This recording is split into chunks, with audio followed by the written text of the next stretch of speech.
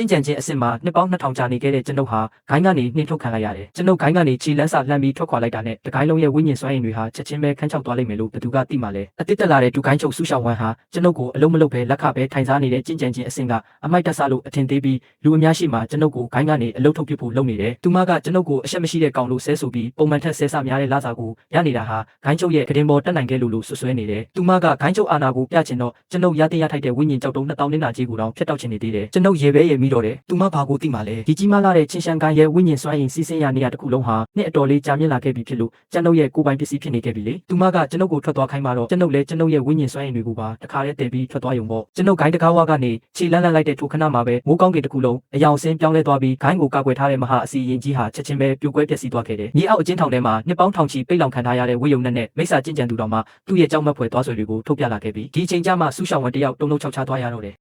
ဒီဇင်ဘာလရဲ့တန့်စင်တဲ့နေ့တစ်နေ့မှာကျွန်ုပ်ဂိုင်းရဲ့ဗန်ဒါရေးဌာနကိုလာစာသွားထုတ်ခဲ့တယ်ကောင်တာမှာထိုင်နေတဲ့တခါမှမမြင်ဘူးတဲ့မိန်းမတစ်ယောက်ကကျွန်ုပ်ကိုနှာခေါင်းရှုံပြီးကြည့်လာတယ်ဟော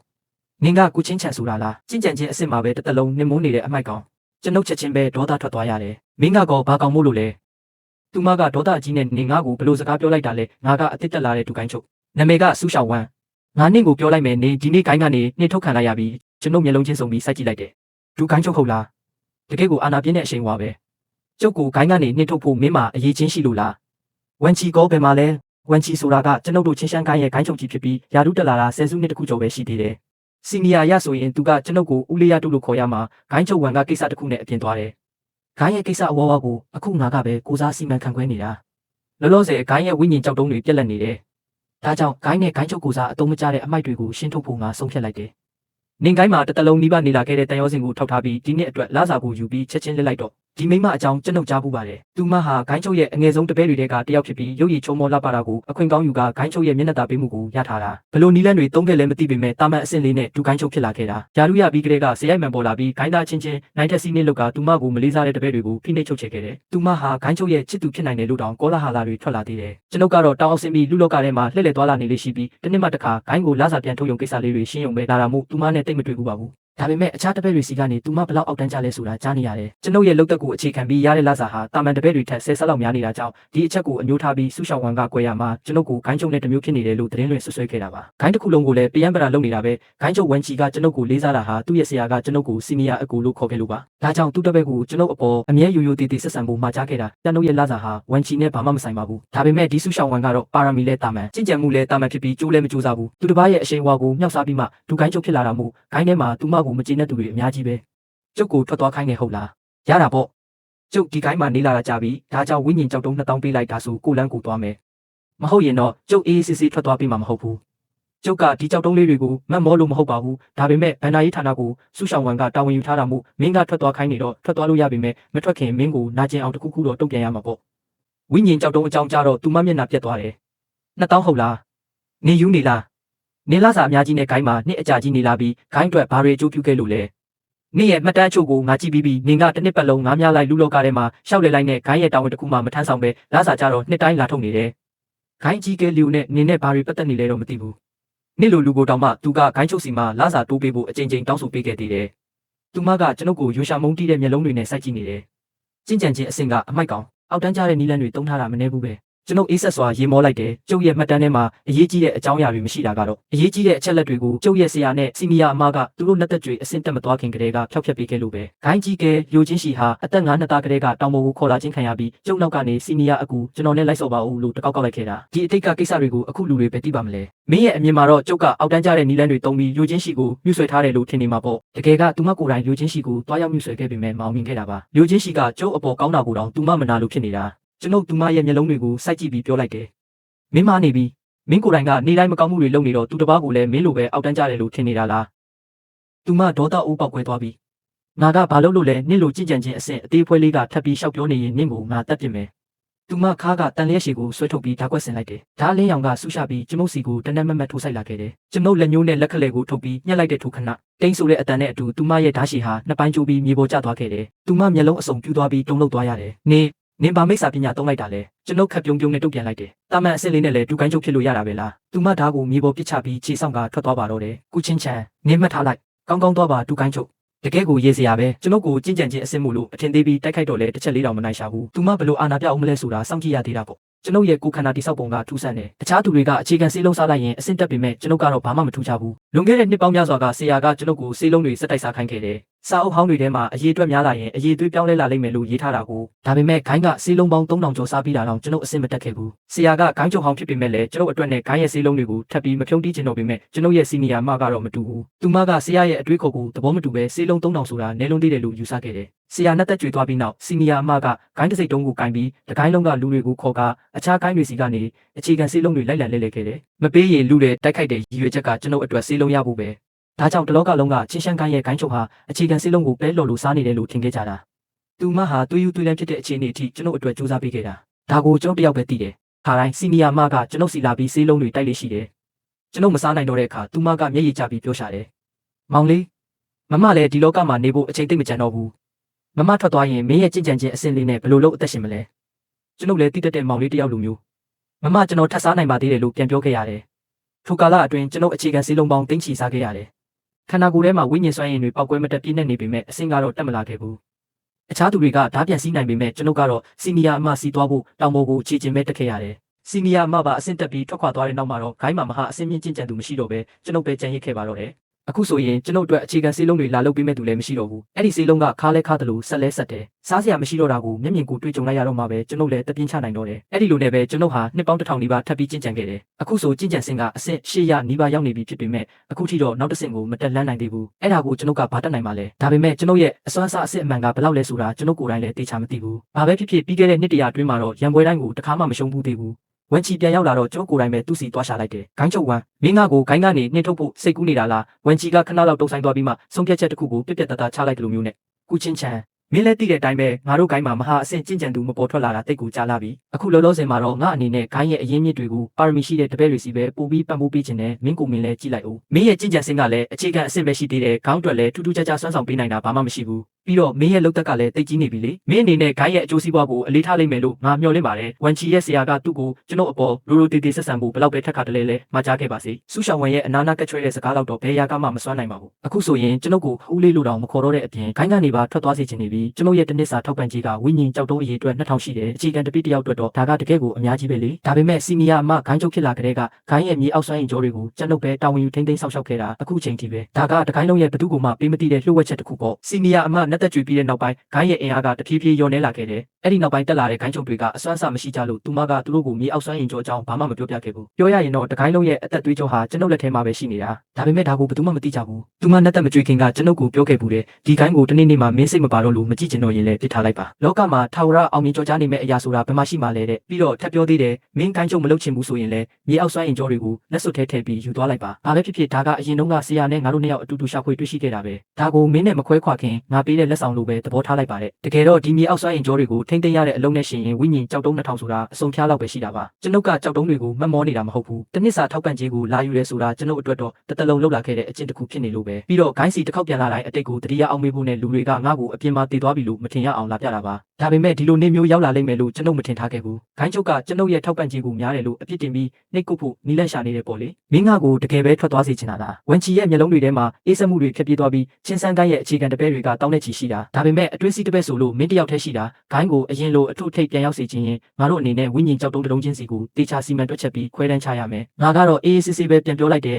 ဂိုင်းရဲ့အရင်မြစ်တွေကိုမင်းတို့လိုဂိုင်းချုပ်တွေစီပံ့ပိုးပေးထားတာလုံလောက်တာထက်တောင်ပိုနေပါပြီတပည့်တွေကတော့အကျွေးစေးလောက်ပဲရကြတာအဲ့ဒီမင်းရဲ့ဝိညာဉ်ကြောက်တုံးတုံးချင်းစီကိုစီမံမယ်ဆိုတဲ့စိတ်ကူးကတော့တကယ်ကိုကက်ဆေးနဲ့လွန်းတာပဲဝန်ချီကဟက်ခါနဲ့ရေပြီးဟင်းအခြေခံအဆင့်ကျင့်ကြံသူတယောက်ကဘလို့အမြင်ကျမှုမျိုးရှိမှမလို့လဲမင်းသွားတော့ဒီနေ့ကစပြီးဂိုင်းတွင်းကကိစ္စအဝဝဟာမင်းနဲ့ဘာမှမဆိုင်တော့ဘူးငါဆရာမျက်နှာကိုထောက်ထားလို့သာမင်းရဲ့ဒီလိုအတိတ်ပဲမရှိတဲ့စကားတွေကိုငါအပြစ်မပေးတာအဲ့ဒါနဲ့ကျွန်ုပ်ထပ်မေးလိုက်တယ်မင်းငါကိုတကယ်ပဲထွက်သွားစေချင်တာလားဝန်ချီကခက်အေးအေးပဲပြောတယ်ငါရဲ့ချင်းစန်းခိုင်းကအလုံးမရှိအနားနေမဲ့သူတွေကိုအလက်ကားမကျွေးမွေးဘူးမင်းရဲ့ပစ္စည်းတွေကိုတင်ဆက်ပြီးထွက်သွားလိုက်တော့ဂိုင်းကမင်းကိုနောက်ထောက်ပံ့ကြေးပေးတော့မှမဟုတ်ဘူး လက်ထွက်မှာပဲကျွန်ုပ်ဟာမြေအောက်စွမ်းအင်ကြောတွေကိုလက်စွပ်ထဲတင်းကျုံထည့်ပြီးယူဆောင်လာခဲ့လိုက်တယ်ကျွန်ုပ်ဂိုင်းတကားကနေထွက်ခွာလာတဲ့အဲ့ဒီအချိန်မှာပဲကောင်းကင်နဲ့မြေကြီးဟာရုပ်ကြီးအယောင်ပြောင်းသွားပြီးစွမ်းအင်တစ်ပင်တွေအားလုံးတပြိုင်နက်ခြောက်တွေ့ကုန်တယ်မူလကရောင်စုံတိမ်တိုက်တွေဝန်းရံပြီးမြူတွေဖုံးလွှမ်းနေတဲ့တောင်ထိပ်တွေဟာအေးဆက်တဲ့လေပြင်းတစ်ချက်အဝိမှာတဲ့နက်သက်စွမ်းအင်တွေအကုန်ပြတ်ကွယ်သွားခဲ့ရတယ်ပင်မတောင်ထိပ်ကဓာပေါင်း16000ဟာရုတ်တရက်ဟိဟောက်မိဟဲလာပြီးဓာကိုတောင်ထဲကအရှင်သခင်မရှိတဲ့ဓာတွေအားလုံးကောင်းကင်ပေါ်ပြန်တက်ဆူစီသွားပါအေယာမဓာနဂါကြီးတကောင်ဖြစ်ပြောင်းလဲသွားတယ်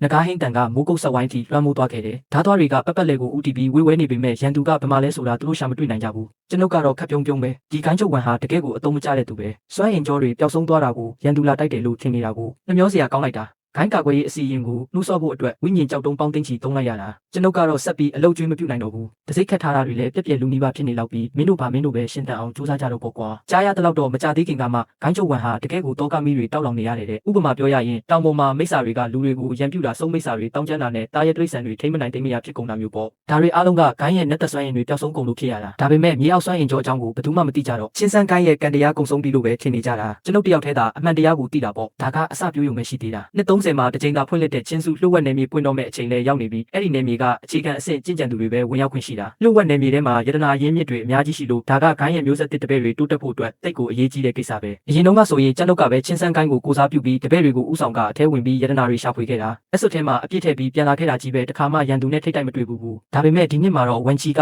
ဒူကိုင်းချုပ်ဆူရှောင်းဝန်ရဲ့တပည့်ရင်းဖြစ်တဲ့အခြေခံအဆင့်30ရောက်နေပြီဖြစ်တဲ့စုမှုကိုခေါင်းဆောင်ဖြစ်တာဝန်ပေးလိုက်တယ်လို့ကြားရတယ်ပြီးတော့ဂိုင်းတစ်ခုလုံးကိုလည်းတရားဝင်ကြီးညာလိုက်သေးတယ်နောက်မှာကုချင်းချန်ဟာချင်းစုလှုပ်ဝက်နယ်မြေကိုဥဆောင်ခွင့်မရှိတော့ဘူးတပည့်တိုင်းမှာမိမိကိုယ်ကိုတက်တည်ပြခွင့်ရှိစေရမယ်တဲ့ငါမှာတော့ရေးတောင်းရခြင်းမိတယ်အရင်မြစ်တွေလူယူရမယ့်နေရာမျိုးမှာဘာတွေကိုတက်တည်ပြချင်နေကြတာလဲကျွန်ုပ်ကိုလာတောင်းပန်ရင်တောင်ကျွန်ုပ်ကတော့နောက်တစ်ခါထပ်မသွားတော့ဘူးတောင်အောက်ကချင်းစန်းမြို့လေးမှာဆိုင်လေးတစ်ဆိုင်ဖွင့်ပြီးအရက်လေးတောက်တချင်းလေးနားထောင်လိုက်နဲ့အားရင်လဲကိုယ်တိုင်မွေးထားတဲ့ငါးကန်ပေးမှာငါးမြလိုက်ပေါ့ငါးတကောင်မြမိလို့ဆွဲတင်လိုက်တဲ့အချိန်မှာပဲချင်းစန်းကိုင်းရဲ့တပည့်တယောက်ကဝုန်းတိုင်းကျဲပြီးဝင်လာတဲ့ကုချင်းချန်မင်းဒီမှာအေးအေးဆေးဆေးအသက်ရှင်နေလိမ့်မယ်လို့ငါမထင်ထားဘူးငါဆရာဂိုင်းချုပ်ဝမ်မှာအမိတ်ရှိတယ်မင်းကိုဂိုင်းစီတစ်ခေါက်လိုက်ခဲ့ဖို့ပြောခိုင်းလိုက်တယ်ကျွန်ုပ်ကမျက်လုံးတစ်ချက်ပင်ကြည့်ပြီးကိစ္စရှိရင်သူ့ဘာသာသူလာပြောခိုင်းလိုက်အဲ့ဒီတပည့်ကမျက်မှောင်ကုပ်ပြီးမင်းကအမိန့်ကိုမနာခံဘူးပေါ့လေဒါဆိုရင်တော့ငါကိုယ်တိုင်ပဲမင်းကိုအတင်းခေါ်သွားရတော့မှာပေါ့သူကရှေ့ကိုတလန်းတက်ပြီးစွမ်းအင်တွေကိုထုတ်ဖော်လိုက်တယ်မမြင်ရတဲ့စွမ်းအင်တစ်ခုကကျွန်ုပ်ကိုဝန်းရံသွားပြီးသူ့စီဆွဲခေါ်ဖို့ကြိုးစားပေမဲ့ကျွန်ုပ်ပုံမှာတော့ဘာတက်ရောက်မှုမှမရှိခဲ့ဘူးကျွန်ုပ်ချက်ချင်းထားရက်လိုက်ပြီးလက်တောင်တစ်ခတ်တွင်းမှရင်ရှေ့ကိုလှမ်းသွားကသူ့ရဲ့လက်ကဝတ်ကိုလက်လေးချောင်းနဲ့ဖမ်းချုပ်ပြီးလိန်ချိုးပစ်လိုက်တယ်ချွတ်ဆိုတဲ့အတန်နဲ့အတူအဲ့ဒီတပည့်ရဲ့လက်မောင်းကြောတွေအကုန်ပြတ်တောက်သွားခဲ့ရတယ်ကျွန်ုပ်ဘာလုပ်လိုက်မှန်းတောင်သူတေချာမသိလိုက်ခင်ပါတယ်နာကျင်လုံးလို့အော်ဟင်းကြီးတွားနေရပြီးအမြုပ်တွေအစင်ရဲ့ခန္ဓာကိုယ်ကဒီလောက်တောင်အားနေနေတာလားဒီနေ့ဦးလေးကြီးကမင်းကိုသင်ခန်းစာတစ်ခုပေးလိုက်မယ်လိုတေမှုမရှိရင်အသက်ဆုံးရှုံးရတတ်တယ်ဆိုတာမှတ်ထားပါသူဟာအင်ဂျီတဲကကြေမွားလူနီးပါးဖြစ်နေတဲ့သူ့လက်မောင်းကိုစုပ်ကန်ရင်နာကျင်မှုကိုအောက်အဲကမြေပြင်ပေါ်တူးထောက်လိုက်ပြီးဦးလေးကြီးကျွန်တော်မားပါပြီကျွန်ုပ်ကတော့ကိုယ်တိုင်ချက်ထားတဲ့အရက်ကိုအေးအေးဆေးဆေးတမုံတောက်ရင်ပြန်သွားရင်မင်းရဲ့ဆရာကိုပြောလိုက်အောင်ကိစ္စရှိရင်ကိုယ်တိုင်လာခဲ့ပါဟန်ဆောင်မနေနဲ့လို့မထင်မှတ်ထားတာကတော့ဝန်ချီဟာတကယ်ပဲကိုယ်တိုင်ရောက်လာခဲ့တာပါပဲကျွန်ုပ်တွေ့ကြည့်လိုက်တော့မြေအောက်စွမ်းရင်ကြောကိစ္စကိုသူလုံးဝစဉ်းစားမိပုံမရဘူးချင်းစုလှုပ်ဝက်နေမြေကလည်းရက်ပိုင်းအတွင်းပိတ်တော့မှဆိုတော့အဲ့ဒီကိစ္စဖြစ်ဖို့များတယ်သူကဒေါသတကြီးနဲ့ဒါကဘလောက်ကြီးမားတဲ့ကိစ္စမလို့လူကိုဒီလောက်အထိရိုက်နေရတာလဲလို့မေးတော့ကျွန်ုပ်ကတန်းဝေလိုက်ပြီးသူကလူကြီးလူကောင်းကိုမသိတဲ့မျိုးဆက်တစ်လေးတယောက်မလို့ငါကမင်းကိုစားဆုံးမပေးလိုက်တာပါမင်းငါကိုကျေးဇူးတင်တာမဟုတ်ဘူးလားလို့ပြောလိုက်တယ်သူ့မျက်နှာကအကြောတွေတုန်ခါသွားပြီးတခုခုကိုသတိရသွားတယ်လို့မျိုးလေတံကိုချက်ချင်းပြောင်းလိုက်ကဒီတစ်ချိန်တော့ငါဒါကိုဆက်မပြောတော့ဘူးဒါပေမဲ့ငါတို့ချင်းစုလှုပ်ဝက်နေမြေတွေကိုဆေးလွတ်လိုက်တဲ့အခြေခံတပိတ်9ယောက်ထဲက1ယောက်ပဲထွက်ပြေးလွတ်မြောက်လာနိုင်ခဲ့တယ်သူပြောတာတော့ကျန်တဲ့10ယောက်ထဲက9ယောက်ကတည်ဆုံသွားပြီးအခုခေါင်းဆောင်ဖြစ်တဲ့စုမှု1ယောက်ထဲပဲအထဲမှာအသေးအတန်တောင်းခံနေရတယ်တဲ့ကျွန်ုပ်စိတ်ထဲကနေရင်မိလိုက်တယ်ဒီကိုင်းချုပ်ဝန်ဟာကြင်ကြံအဆင့်ကသာနေပေမဲ့ရီမန်းချက်ကတော့အကြီးကြီးပဲကိုင်းအတွက်ဝင်ငွေတိုးအောင်ဆိုပြီးရတနာတွင်းတွေနဲ့စွမ်းအင်တွေကိုမမောခဲ့တာကိုအခုဆိုရင်ကျွန်ုပ်အတွက်အခြေခံစေးလုံးတွေလာလုပ်ပေးမဲ့သူလည်းမရှိတော့ဘူးအဲ့ဒီစေးလုံးကခါလဲခါတယ်လို့ဆက်လဲဆက်တယ်စားစရာမရှိတော့တာကိုမျက်မြင်ကိုတွေ့ကြုံလိုက်ရတော့မှပဲကျွန်ုပ်လည်းတပြင်းချနိုင်တော့တယ်အဲ့ဒီလိုနဲ့ပဲကျွန်ုပ်ဟာနှစ်ပေါင်း1000နီးပါးထပ်ပြီးကျင့်ကြံခဲ့တယ်အခုဆိုကျင့်ကြံစင်ကအဆင့်800နီးပါးရောက်နေပြီဖြစ်ပေမဲ့အခုထိတော့နောက်တစ်ဆင့်ကိုမတက်လန်းနိုင်သေးဘူးအဲ့ဒါကိုကျွန်ုပ်ကဘာတက်နိုင်မှာလဲဒါပေမဲ့ကျွန်ုပ်ရဲ့အစွမ်းစားအဆင့်အမှန်ကဘယ်လောက်လဲဆိုတာကျွန်ုပ်ကိုယ်တိုင်လည်းသိချာမသိဘူးဘာပဲဖြစ်ဖြစ်ပြီးခဲ့တဲ့နှစ်တရာအတွင်းမှာတော့ရန်ပွဲတိုင်းကိုတစ်ခါမှမရှုံးဘူးသေးဘူးဝန်ချီပြန်ရောက်လာတော့ကျွန်ုပ်ကိုယ်တိုင်ပဲသူ့စီသွားရှာလိုက်တယ်ဂိုင်းချုပ်ဝမ်မင်းငါကိုဂိုင်းကနေနှင်ထုတ်ဖို့စိတ်ကူးနေတာလားဝန်ချီကခဏလောက်တုံဆိုင်သွားပြီးမှဆုံးဖြတ်ချက်တစ်ခုကိုပြက်ပြက်တသားချလိုက်တယ်လို့မျိုးနဲ့ကုချင်းချန်မင်းလည်းသိတဲ့အတိုင်းပဲငါတို့ဂိုင်းမှာမဟာအဆင့်ကျင့်ကြံသူမပေါ်ထွက်လာတာတိတ်ကိုကြားလာပြီအခုလောလောဆယ်မှာတော့ငါအနေနဲ့ဂိုင်းရဲ့အရင်းမြစ်တွေကိုပါရမီရှိတဲ့တပည့်တွေစီပဲပို့ပြီးပံ့ပိုးပေးခြင်းနဲ့မင်းကိုမင်းလည်းကြည့်လိုက်အောင်မင်းရဲ့ကျင့်ကြံစင်ကလည်းအခြေခံအဆင့်ပဲရှိသေးတယ်ခေါင်းအတွက်လည်းထူးထူးခြားခြားစွမ်းဆောင်ပေးနိုင်တာဘာမှမရှိဘူး ပြီးတော့မင်းရဲ့လုပ်သက်ကလည်းတိတ်ကြီးနေပြီလေမင်းအနေနဲ့ဂိုင်းရဲ့အကျိုးစီးပွားကိုအလေးထားလိမ့်မယ်လို့ငါမျှော်လင့်ပါတယ်ဝန်ချီရဲ့ဆရာကသူ့ကိုကျွန်တော်အပေါ်ရိုရိုတေတေဆက်ဆံဖို့ဘယ်လောက်ပဲထက်ခါတလဲလဲမှာကြားခဲ့ပါစေဆူရှောင်းဝမ်ရဲ့အနာနာကက်ချွဲတဲ့စကားတော့ဘယ်ရာကမှမစွမ်းနိုင်ပါဘူးအခုဆိုရင်ကျွန်တော်ကိုဦးလေးလို့တောင်မခေါ်တော့တဲ့အပြင်ဂိုင်းကနေပါထွက်သွားစေချင်နေပြီကျွန်တော်ရဲ့တနစ်စာထောက်ပံ့ကြေးကဝိညာဉ်ကြောက်တုံးအရေးအတွက်2000ရှိတယ်အခြေခံတပိတယောက်အတွက်တော့ဒါကတကယ်ကိုအများကြီးပဲလေဒါပေမဲ့စီနီယာအမဂိုင်းချုပ်ဖြစ်လာကြတဲ့ကဂိုင်းရဲ့မြေအောက်ဆိုင်ကြောတွေကိုကျွန်တော်ပဲတာဝန်ယူထိန်းသိမ်းဆောက်ရှောက်ခဲ့တာအခုချိန်ထိပဲဒါကတကိုင်းလုံးရဲ့ဘသူ့ကိုမှပေးမသိတဲ့လှုပ်ဝက်ချက်တစ်ခုပေါ့စီနီယာအမနဲ့သက်ကြွပြီးတဲ့နောက်ပိုင်းဂိုင်းရဲ့အင်အားကတဖြည်းဖြည်းလျော့နေလာခဲ့တယ်အဲ့ဒီနောက်ပိုင်းတက်လာတဲ့ဂိုင်းချုပ်တွေကအစွမ်းအစမရှိကြလို့သူမကသူတို့ကိုမြေအောက်ဆိုင်ကြောအကြောင်းဘာမှမပြောပြခဲ့ဘူးပြောရရင်တော့တကိုင်းလုံးရဲ့အသက်သွေးကြောဟာကျွန်တော်လက်ထဲမှာပဲရှိနေတာဒါပေမဲ့ဒါကိုဘယ်သူမှမသိကြဘူးသူမနဲ့သက်မကြွေခင်ကကျွန်တော်ကိုပြောခဲ့ဘူးတဲ့ဒီဂိုင်းကိုတနေ့နေ့မှမင်းစိတ်မပါတော့လို့မကြည့်ချင်တော့ရင်လည်းပြစ်ထားလိုက်ပါလောကမှာထာဝရအောင်မြင်ကြောကြားနေမဲ့အရာဆိုတာဘယ်မှရှိမှလဲတဲ့ပြီးတော့ထပ်ပြောသေးတယ်မင်းဂိုင်းချုပ်မလုပ်ချင်ဘူးဆိုရင်လည်းမြေအောက်ဆိုင်ကြောတွေကိုလက်စွပ်ထဲထည့်ပြီးယူသွားလိုက်ပါဘာပဲဖြစ်ဖြစ်ဒါကအရင်တုန်းကဆရာနဲ့ငါတို့နှစ်ယောက်အတူတူရှာဖွေတွေ့ရှိခဲ့တာပဲဒါကိုမင်းနဲ့မခွဲခွာခင်ငါပေးတဲ့လက်ဆောင်လိုပဲသဘောထားလိုက်ပါတဲ့တကယ်တော့ဒီမြေအောက်ဆိုင်ကြောတွေကိုထိမ့်သိမ်းရတဲ့အလုံးနဲ့ရှင်ရင်ဝိညာဉ်ကြောက်တုံး2000ဆိုတာအစုံဖျားလောက်ပဲရှိတာပါကျွန်ုပ်ကကြောက်တုံးတွေကိုမှတ်မောနေတာမဟုတ်ဘူးတနစ်စာထောက်ပံ့ကြေးကိုလာယူရဲဆိုတာကျွန်ုပ်အတွက်တော့တသက်လုံးလောက်လာခဲ့တဲ့အကျင့်တစ်ခုဖြစ်နေလို့ပဲပြီးတော့ဂိုင်းစီတစ်ခေါက်ပြန်လာတိုင်းအတိတ်ကိုတတိယအောင်မေးဖို့နဲ့လူတွေကငါ့ကိုအပြင်မှာတည်သွားပြီလို့မထင်ရအောင်လာပြတာပါဒါပေမဲ့ဒီလိုနေမျိုးရောက်လာလိမ့်မယ်လို့ကျွန်ုပ်မထင်ထားခဲ့ဘူးဂိုင်းချုပ်ကကျွန်ုပ်ရဲ့ထောက်ပံ့ကြေးကိုများတယ်လို့အပြစ်တင်ပြီး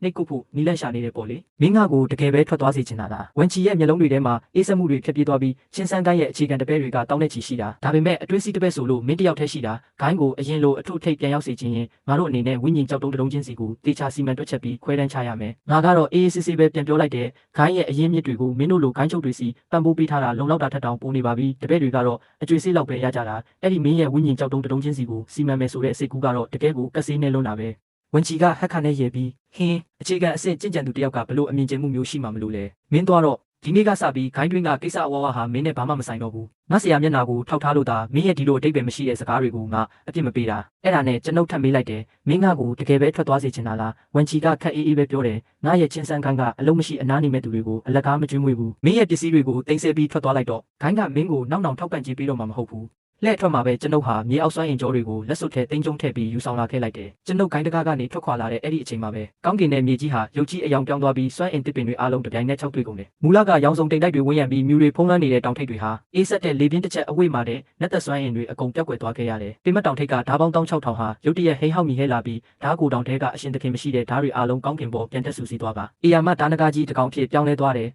်နဂါဟင်းတန်ကမိုးကုတ်ဆက်ဝိုင်းထိလွှမ်းမိုးသွားခဲ့တယ်ဓားသွားတွေကပက်ပက်လေကိုဥတီပြီးဝေးဝဲနေပေမဲ့ရန်သူကဗမာလဲဆိုတာသူတို့ရှာမတွေ့နိုင်ကြဘူးကျွန်ုပ်ကတော့ခက်ပြုံးပြုံးပဲဒီဂိုင်းချုပ်ဝန်ဟာတကယ်ကိုအသုံးမကျတဲ့သူပဲစွမ်းအင်ကြောတွေပျောက်ဆုံးသွားတာကိုရန်သူလာတိုက်တယ်လို့ထင်နေတာကိုနှမျောစရာကောင်းလိုက်တာဂိုင်းကာကွယ်ရေးအစီအရင်ကိုနှိုးဆော့ဖို့အတွက်ဝိညာဉ်ကြောက်တုံးပေါင်းသိန်းချီသုံးလိုက်ရတာကျွန်ုပ်ကတော့ဆက်ပြီးအလုပ်ကျွေးမပြုတ်နိုင်တော့ဘူးတစိတ်ခတ်ထားတာတွေလည်းပြက်ပြက်လူနီးပါးဖြစ်နေလောက်ပြီးမင်းတို့ပဲရှင်းတန်အောင်စူးစမ်းကြတော့ပေါ့ကွာကြားရတဲ့လောက်တော့မကြသေးခင်ကမှဂိုင်းချုပ်ဝန်ဟာတကယ်ကိုတောကမီတွေတောက်လောင်နေရတယ်တဲ့ဥပမာပြောရရင်တောင်ပေါ်မှာမိစ္ဆာတွေကလူတွေကိုရန်ပြူတာဆုံးမိစ္ဆာတွေတောင်းကျမ်းတာနဲ့တာရဲတိရစ္ဆာန်တွေထိမ့်မနိုင်သိမရဖြစ်ကုန်တာမျိုးပေါ့ဒါတွေအားလုံးကဂိုင်းရဲ့နက်သက်စွမ်းရင်တွေပျောက်ဆုံးကုန်လို့ဖြစ်ရတာဒါပေမဲ့မြေအောက်စွမ်းရင်ကြောအကြောင်းကိုဘယ်သူမှမသိကြတော့ရှင်းစန်းဂိုင်းရဲ့ကံတရားကုံဆုံးပြီလို့ပဲထင်နေကြတာကျွန်ုပ်တယောက်တည်းသာအမှန်တရားကိုသိတာပေါ့ဒါကအစပြိုးရုံပဲရှိသေးတာနှစ်30မှာတစ်ချိန်သာဖွင့်တဲ့ချင်းစုလှုပ်ဝက်နယ်မြေပွင့်တော့မဲ့အချိန်လဲရောက်နေပြီးအဲ့ဒီနယ်မြေကအခြေခံအဆင့်ကျင့်ကြံသူတွေပဲဝင်ရောက်ခွင့်ရှိတာလှုပ်ဝက်နယ်မြေထဲမှာရတနာရင်းမြစ်တွေအများကြီးရှိလို့ဒါကဂိုင်းရဲ့မျိုးဆက်တစ်တပည့်တွေတိုးတက်ဖို့အတွက်တိတ်ကိုအရေးကြီးတဲ့ကိစ္စပဲအရင်တုန်းကဆိုရင်ကျန်တော့ကပဲချင်းစန်းကိုင်းကိုစားပြုပြီးတပည့်တွေကိုဥဆောင်ကအထဲဝင်ပြီးရတနာတွေရှာဖွေခဲ့တာအဲ့ဆိုထဲမှာအပြစ်ထည့်ပြီးပြန်လာခဲ့တာကြီးပဲတခါမှရန်သူနဲ့ထိတ်တိုက်မတွေ့ဘူးဒါပေမဲ့ဒီနှစ်မှာတော့ဝန်ချီကဒူကိုင်းချုပ်ဆူရှောင်းဝန်ရဲ့တပည့်ရင်းဖြစ်တဲ့အခြေခံအဆင့်30ရောက်နေပြီဖြစ်တဲ့စုမှုကိုခေါင်းဆောင်ဖြစ်တာဝန်ပေးလိုက်တယ်လို့ကြားရတယ်ပြီးတော့ဂိုင်းတစ်ခုလုံးကိုလည်းတရားဝင်ကြီးညာလိုက်သေးတယ်နောက်မှာကုချင်းချန်ဟာချင်းစုလှုပ်ဝက်နယ်မြေကိုဥဆောင်ခွင့်မရှိတော့ဘူးတပည့်တိုင်းမှာမိမိကိုတက်တည်ပြခွင့်ရှိစေရမယ်တဲ့ငါမှာတော့ရေးတောင်းရခြင်းမိတယ်အရင်မြစ်တွေလူယူရမယ့်နေရာမျိုးမှာဘာတွေကိုတက်တည်ပြချင်နေကြတာလဲကျွန်ုပ်ကိုလာတောင်းပန်ရင်တောင်ကျွန်ုပ်ကတော့နောက်တစ်ခါထပ်မသွားတော့ဘူးတောင်အောက်ကချင်းစန်းမြို့လေးမှာဆိုင်လေးတစ်ဆိုင်ဖွင့်ပြီးအရက်လေးတောက်တချင်းလေးနားထောင်လိုက်နဲ့အားရင်လဲကိုယ်တိုင်မွေးထားတဲ့ငါးကန်ပေးမှာငါးမြလိုက်ပေါ့ငါးတကောင်မြမိလို့ဆွဲတင်လိုက်တဲ့အချိန်မှာပဲချင်းစန်းကိုင်းရဲ့တပည့်တယောက်ကဝုန်းတိုင်းကျဲပြီးဝင်လာတဲ့ကုချင်းချန်မင်းဒီမှာအေးစစ်စစ်အသက်ရှင်နေလိမ့်မယ်လို့ငါမထင်ထားဘူးငါဆရာဂိုင်းချုပ်ဝန်မှာအမိတ်ရှိတယ်မင်းကိုဂိုင်းစီတစ်ခေါက်လိုက်ခဲ့ဖို့ပြောခိုင်းလိုက်တယ်ကျွန်ုပ်ကမျက်လုံးတစ်ချက်ပင်ကြည့်ပြီးကိစ္စရှိရင်သူ့ဘာသာသူလာပြောခိုင်းလိုက်အဲ့ဒီတပည့်ကမျက်မှောင်ကုပ်ပြီးမင်းကအမိတ်ကိုမနာခံဘူးပေါ့လေဒါဆိုရင်တော့ငါကိုယ်တိုင်ပဲမင်းကိုအတင်းခေါ်သွားရတော့မှာပေါ့သူကရှေ့ကိုတလန့်တက်ပြီးစွမ်းအင်တွေကိုထုတ်ဖော်လိုက်တယ်မမြင်ရတဲ့စွမ်းအင်တစ်ခုကကျွန်ုပ်ကိုဝန်းရံသွားပြီးသူ့စီဆွဲခေါ်ဖို့ကြိုးစားပေမဲ့ကျွန်ုပ်ပုံမှာတော့ဘာတက်ရောက်မှုမှမရှိခဲ့ဘူးကျွန်ုပ်ချက်ချင်းထားရက်လိုက်ပြီးမျက်တောင်တစ်ခတ်တွင်းမှရင်ရှေ့ကိုလှမ်းသွားကသူ့ရဲ့လက်ကဝတ်ကိုလက်လေးချောင်းနဲ့ဖမ်းချုပ်ပြီးလိန်ချိုးပစ်လိုက်တယ်ကျူးဆိုတဲ့အတန်နဲ့အတူအဲ့ဒီတပည့်ရဲ့လက်မောင်းကြောတွေအကုန်ပြတ်တောက်သွားခဲ့ရတယ်ကျွန်ုပ်ဘာလို့လိုက်မှန်းတောင်သူတေချာမသိလိုက်ခင်ပါတယ်နာကျင်လုံးလို့အော်ဟင်းကြီးတွားနေရပြီးအမြုတေအစ်ရဲ့ခန္ဓာကိုယ်ကဒီလောက်တောင်အားနေနေတာလားဒီနေ့ဦးလေးကြီးကမင်းကိုသင်ခန်းစာတစ်ခုပေးလိုက်မယ်ရိုသေမှုမရှိရင်အသက်ဆုံးရှုံးရတတ်တယ်ဆိုတာမှတ်ထားပါ သူဟာအင်ဂျီတဲကကြေမွလူနီးပါးဖြစ်နေတဲ့သူ့လက်မောင်းကိုစုပ်ကိုင်ရင်းနာကျင်မှုကိုအောက်အဲကမြေပြင်ပေါ်တူးထောက်လိုက်ပြီးဦးလေးကြီးကျွန်တော်မှားပါပြီကျွန်ုပ်ကတော့ကိုယ်တိုင်ချက်ထားတဲ့အရက်ကိုအေးအေးဆေးဆေးတမုံတောက်ရင်ပြန်သွားရင်မင်းရဲ့ဆရာကိုပြောလိုက်အောင်ကိစ္စရှိရင်ကိုယ်တိုင်လာခဲ့ပါဟန်ဆောင်မနေနဲ့လို့မထင်မှတ်ထားတာကတော့ဝန်ချီဟာတကယ်ပဲကိုယ်တိုင်ရောက်လာခဲ့တာပါပဲကျွန်ုပ်တွေ့ကြည့်လိုက်တော့မြေအောက်ဆွမ်းရင်ကြောကိစ္စကိုသူလုံးဝစဉ်းစားမိပုံမရဘူးချင်းစုလျှို့ဝှက်နေမြေကလည်းရက်ပိုင်းအတွင်းပိတ်တော့မှဆိုတော့အဲ့ဒီကိစ္စဖြစ်ဖို့များတယ်သူကဒေါသတကြီးနဲ့ဒါကဘလောက်ကြီးမားတဲ့ကိစ္စမလို့လူကိုဒီလောက်အထိရိုက်နေရတာလေလို့မေးတော့ကျွန်ုပ်ကတန်းဝေလိုက်ပြီးသူကလူကြီးလူကောင်းကိုမသိတဲ့မျိုးဆက်တစ်လေးတယောက်မလို့ငါကမင်းကိုစားဆုံးမပေးလိုက်တာပါမင်းငါကိုကျေးဇူးတင်တာမဟုတ်ဘူးလားလို့ပြောလိုက်တယ်သူမျက်နှာကအကြောတွေတုန်ခါသွားပြီးတခုခုကိုသတိရသွားတယ်လို့မျိုးလေတံကိုချက်ချင်းပြောင်းလိုက်ကဒီတစ်ချိန်တော့ငါဒါကိုဆက်မပြောတော့ဘူးဒါပေမဲ့ငါတို့ချင်းစုလျှို့ဝှက်နေမိတဲ့ကိုဆေးလွတ်လိုက်တဲ့အခြေခံတပိတ်9ယောက်ထဲကတယောက်ပဲထွက်ပြေးလွတ်မြောက်လာနိုင်ခဲ့တယ်သူပြောတာတော့ကျန်တဲ့10ယောက်ထဲက9ယောက်ကတည်ဆုံသွားပြီးအခုခေါင်းဆောင်ဖြစ်တဲ့စုမှုတယောက်ထဲပဲအထဲမှာအသေးအတန်တောက်ခံနေရတယ်တဲ့ကျွန်ုပ်စိတ်ထဲကနေရင်မိလိုက်တယ်ဒီကိုင်းချုပ်ဝန်ဟာကြင်ကြံအဆင့်ကသာနေပေမဲ့ရီမန်းချက်ကတော့အကြီးကြီးပဲကိုင်းအတွက်ဝင်ငွေတိုးအောင်ဆိုပြီးရတနာတွင်းတွေနဲ့စွမ်းရည်တွေကိုမှတ်မောခဲ့တာကိုချင်းရှမ်းကိုင်းရဲ့လက်အောက်ခံဂိုင်းငယ်လေးတွေကိုအနိုင်ကျင့်လူရဲ့ယုံတင်မကပဲဂိုင်းကြီးအချို့နဲ့ပါပဏိပခတွေဖြစ်သွားခဲ့တယ်။ဒါကြောင့်လဲရန်သူတွေဝိုင်းဝိုင်းလဲပြီးနာမည်ဆိုးနဲ့ကြော်ကြားနေတာပေါ့။တိတ်ဆိတ်တဲ့နယ်မြေထဲမှာတပည့်တွေဝိုင်းပြီးပြစ်မှတ်ထားခံရတာဟာလဲတဘာဝကြပါတယ်လေ။ဟောငါတကောင်တော့မိပြီးဒါစုလုံးလက်တိုင်းပဲ။ရိုးရိုးငှက်ချင်းနီနဲ့တော်တော်တူတာ။ဝန်ချီရဲ့မျက်နှာအမူအရာကတော့ထူးထူးခြားခြားမရှိပါဘူး။ဒီလိုရိုးရိုးရေကန်ထဲမှာဒီလိုဝိညာဉ်၅မျိုးရှိလိမ့်မယ်လို့သူဘလို့မှထင်ထားမှာမဟုတ်ဘူးလေ။နည်းနည်းတော့မျက်စိကန်းနေတာပေါ့။သူကဖော်ဖော်ရွရွလေတံနဲ့ပြောလာတယ်။ချင်းချန်ငါကြီးလည်းမိပြီပဲမင်းငါများလို့ဝါပြီလားဒါကအစပဲရှိသေးတာလို့ကျွန်ုပ်ပြောလိုက်တော့ဒါဆိုရင်မင်းချင်းရွှေနယ်မြေကိုတစ်ခေါက်တော့သွားပေးပါလားအဲ့ဒီကရေကန်ထဲမှာထူးခြားတဲ့ငါးတွေအများကြီးရှိတယ်ပြီးတော့စုမှုကိုပါတခါတည်းကယ်ပေးခဲ့ပါငါမင်းကိုအခြေခံစေးလုံး10လုံးပေးမယ်သူဘလို့မျက်နှာပြောင်နဲ့ဒီစကားကိုပြောထွက်တယ်လဲဆိုတာကျွန်ုပ်တကယ်နားမလည်နိုင်ဘူးအရင်ကကျွန်ုပ်ချင်းရွှေနယ်မြေကနေဂိုင်းကိုအပ်ခဲ့တဲ့အရာတွေဟာဒီစေးလုံးထက်10ဆအစာရာချီတန်ဖိုးရှိတာပြီးတော့ဒီစေးလုံးကစားရတာလဲတော်တော်ဆိုတာကျွန်ုပ်ကတော့မျက်စိထဲတောင်မထည့်တာမို့ပြုံးစီစီနဲ့ပြောလိုက်တယ်ငါလိုခိုင်းကနှိမ့်ထုတ်ခံရတဲ့သူကချင်းရှမ်းကိုင်းကိုဘယ်လိုလုပ်ကိုစားပြုနိုင်မှာလဲဝန်ချီကတော့မျက်နှာတော့ပြောင်းပါတယ်သူကမျက်နှာမပြတ်တွေးမအေးပဲပြောလာတယ်နှိမ့်ထုတ်ခံရတယ်လို့ဘယ်သူပြောလဲမင်းကိုခိုင်းကနေထွက်ခွာခိုင်းတာဟာခိုင်းရဲ့ဝိညာဉ်ကြောက်တုံးပြက်လက်မှုကြောင့်ခိတ္တစီစဉ်ရတာပါကြည်လေမင်းရဲ့အမိစရင်ကိုလည်းဖျက်ပစ်တာမဟုတ်ဘူးခိုင်းအတွက်အမှုထမ်းဖို့အခွင့်အရေးတောင်ခြံထားပေးသေးတာပဲမင်းတေချာစုပ်ကင်ထားတင်တယ်ကျွန်ုပ်ပြန်ပြောလိုက်တယ်ချင်းရွှေနေမြေဆိုတာစွမ်းရင်စုဆောင်းခြင်းအဆင့်တာမန်လူတွေကန်တရားကိုလူယူတဲ့နေရာပဲငါလိုစုဆောင်းခြင်းအဆင့်မှာနှစ်ပေါင်းများစွာရှိနေတဲ့သူသွားရင်မတင်တော့ဘူးထင်တယ်အခြားတပည့်ငယ်တွေရဲ့အခွင့်အရေးကိုလည်းပိတ်ပင်တယ်လို့ဖြစ်လိမ့်မယ်ပြီးတော့စုမှုဆိုတဲ့သူကဆူရှောင်းဝမ်ရဲ့မောင်လေးမဟုတ်လားဆူရှောင်းဝမ်ရဲ့အကျင့်စရိုက်နဲ့ဆိုရင်သူ့မောင်တေးသေးရှင်းရှင်းငါနဲ့ပါဆိုင်လို့လေဝန်ချီရဲ့မျက်နှာကတော့အတော်လေးပြတ်သွားပြီးဂိုင်းချုပ်အဆင့်ရှိတဲ့သူ့ရဲ့တောင်းဆိုမှုကိုချီဆူဆောင်ခြင်းအဆင့်ရှိတဲ့သူကတခွန်းလေးနဲ့ညင်းပယ်လိမ့်မယ်လို့သူဘလို့မှထင်မထားဘူးလေသူကထပ်ပြောတယ်ချင်းချန်အရင်ကကိစ္စလေးတွေအတွက်စိတ်မကောက်ပါနဲ့ငါကိုယ်တိုင်တော့မင်းကိုလာတောင်းပန်နေပြီပဲချင်းရွှေနယ်မြေကိုအမြန်ဆုံးသွားပြီးလူကိုကယ်လာခဲ့ပါမင်းကိုဂိုင်းနဲ့ပြန်ဝင်ခွင့်ပြုမဲ့အပြင်ဝိညာဉ်ကြောက်တုံး2000ပါထပ်ပေးမယ်ရဲချင်းစရာပဲဝိညာဉ်ကြောက်တုံး2000ဆိုတာကျွန်တော်အရင်ကဆူရှောင်းဝမ်ကိုကလိကျင်လို့အလကားပြောခဲ့တဲ့ကဏ္ဍပဲကျွန်တော်အတွက်ဘာမှမဟုတ်ဘူးကျွန်တော်ရဲ့စီနီယာအမနဲ့တက်မကြွေခင်ကကျွန်တော်ကိုအစင်းမြင့်ဝိညာဉ်ကြောက်တုံးတင်းချီပေးခဲ့တာအဲ့ဒါတွေကကျွန်တော်အတွက်ကြောက်ခဲတွေနဲ့မချပါဘူးခိုင်းကပေးတဲ့ထောက်ပံ့ကြေးဆိုတာကျွန်တော်အတွက်တော့အလေးထားတစ်ခုတက်တက်ပဲနောက်ဆိုမယူတော့ဘူးမတော်ဘူးဝိညာဉ်ကြောက်တုံး2000နဲ့တထောင်စားကိုပေးကမ်းတယ်လို့လုပ်နေတာလားပြီးတော့ချင်းချန်ဆိုတာမင်းခေါ်ရမယ့်နာမည်လားလို့ကျွန်တော်ပြောလိုက်တော့ဝန်ချီရဲ့မျက်နှာမှာမကျေနပ်မှုတွေပြည့်နေသွားပြီကုချင်းချန်မင်းကိုမျက်နှာသာပေးထားတာလွန်သွားပြီထင်တယ်မင်းမသွားရင်ငါရဲ့ချင်းရှမ်းကိုင်းကဘာမှမတက်နိုင်ဘူးအောက်မေ့နေလားမင်းမရှိလဲငါလူကိုကယ်နိုင်တယ်ကျွန်ုပ်ကရေလိုက်တယ်သူ့လိုအရေးချင်းနဲ့ကျွန်ုပ်မပါပဲလူကိုတကယ်ကယ်နိုင်ပါမလာ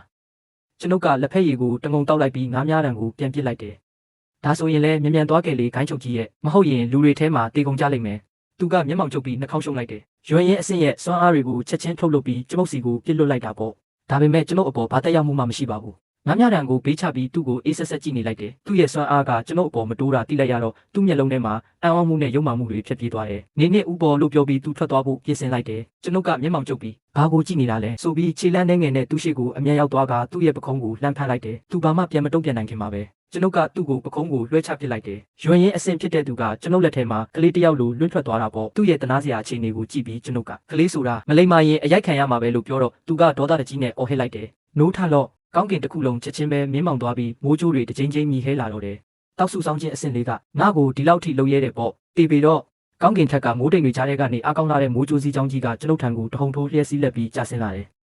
ကျွန်ုပ်ပြုံးလိုက်ပြီးထူထပ်လာတဲ့စွမ်းအားတွေကိုထုတ်လုပ်ကကိုကာကွယ်လိုက်တယ်လျက်စီးတွေကကျွန်ုပ်ရဲ့စွမ်းအားနဲ့ထိတွေ့မိတာနဲ့ချက်ချင်းပဲပြဖြစ်ပြောင်းလဲသွားတော့တယ်ဝန်ချီကတော့ထိတ်လန့်တုန်လှုပ်သွားပြီးမင်းကချီစွမ်းအားကိုဓာတ်ထုအဖြစ်ပြောင်းလဲနိုင်တာလားနတ်ဖျားအဆင့်လားကျွန်ုပ်ကအေးအေးဆေးဆေးပဲပြောလိုက်တယ်မဟုတ်ဘူးစူဆောင်းခြင်းအဆင့်လေစွမ်းအားတွေကတိတ်တဲလွန်းနေလို့ ကျွန်ုပ်ကစိတ်အာရုံကိုသုံးပြီးစွမ်းအားတွေကိုထပ်မံထုတ်လွှတ်လိုက်တယ်ကဘာမြေတစ်ခုလုံးကျွန်ုပ်ရဲ့ပြလွင်တဲ့စွမ်းအားတွေနဲ့ဖုံးလွှမ်းသွားပြီးလေထုတစ်ခုလုံးတုန်ခါသွားသလိုပဲဝန်ချီကတော့ကြောင်ကြည့်နေပြီးတိုးတိုးလေးရေရွတ်နေတယ်စူဆောင်းခြင်းအဆင့်ဒါကတကယ်ပဲစူဆောင်းခြင်းအဆင့်လားစူဆောင်းခြင်းအဆင့်မှာအဓိကစွမ်းအားကိုတိတ်ပြီးအောင်လုပ်ဖို့ပဲအဆင့်တစ်ခုတစ်တိုင်းစွမ်းအားကနှစ်ဆတိုးလာတယ်ငါကအဆင့်800အထိရောက်နေပြီဆိုတော့တနိုင်ငံလုံးကစွမ်းအားတွေပေါင်းရင်တောင်ကျိုးရဲ့စွမ်းအားလောက်ရှိမှာမဟုတ်ဘူးကျွန်ုပ်ကပုံမှန်ဆိုအာနာကိုမမောသူမဟုတ်လို့တာမန်တပည့်တယောက်အနေနဲ့ပဲနေခဲ့တာဒါပေမဲ့လည်းဂိုင်းရဲ့တမိုင်းဝင်ပုံကိုတူလိုပဲလေသူကခေါင်းချုပ်ဖြစ်ပြီးတော့လူကြီးသူမကိုမရိုမတင်နဲ့ကျွန်ုပ်ကိုရန်ပြူရဲတယ်ပေါ့ဖြန်းကျွန်ုပ်သူ့မျက်နှာကိုပါသုံးချက်ဆင်ရိုက်လိုက်တယ်မြေကြီးတွေအကွဲပြီးသူ့ကောင်းကမြေကြီးထဲစိုက်ဝင်သွားတော့တယ်မျက်နှာတစ်ခုလုံးလည်းဖူးယောင်ပြီးသွေးတွေရွှွန့်တွေပေးပွားကုန်တာပေါ့သူကအသက်ရှူမဝတော့ပဲမျက်ရည်တွေပါကျလာတယ်ပျက်စီးနေတဲ့ပါးစပ်ကြီးကိုဖွင့်ပြီးခက်ခဲပြောလာတယ်ဦးလေးကြီးကျွန်တော်မားပါပြီနောက်ဘယ်တော့မှမလုပ်တော့ပါဘူးကျွန်ုပ်ကမျက်လုံးပစ်လိုက်ပြီးရေကန်ဘေးကိုပြန်သွားကငါးများတံကိုကင်ပြီးငါးဆက်များနေလိုက်တယ်မင်းဒီမြေကြီးပေါ်ကသွေးတွေနဲ့ပျက်စီးသွားတာတွေကိုရှင်းလင်းပြီးရင်ထွက်သွားတော့အရေးချင်းမရှိရင်ယာရုကဆင်းလိုက်ဒီလောက်ညံ့ဖြစ်နေတာကိုဘာလို့ဂိုင်းချုပ်လုပ်နေတာလဲရှောက်မလုံးနဲ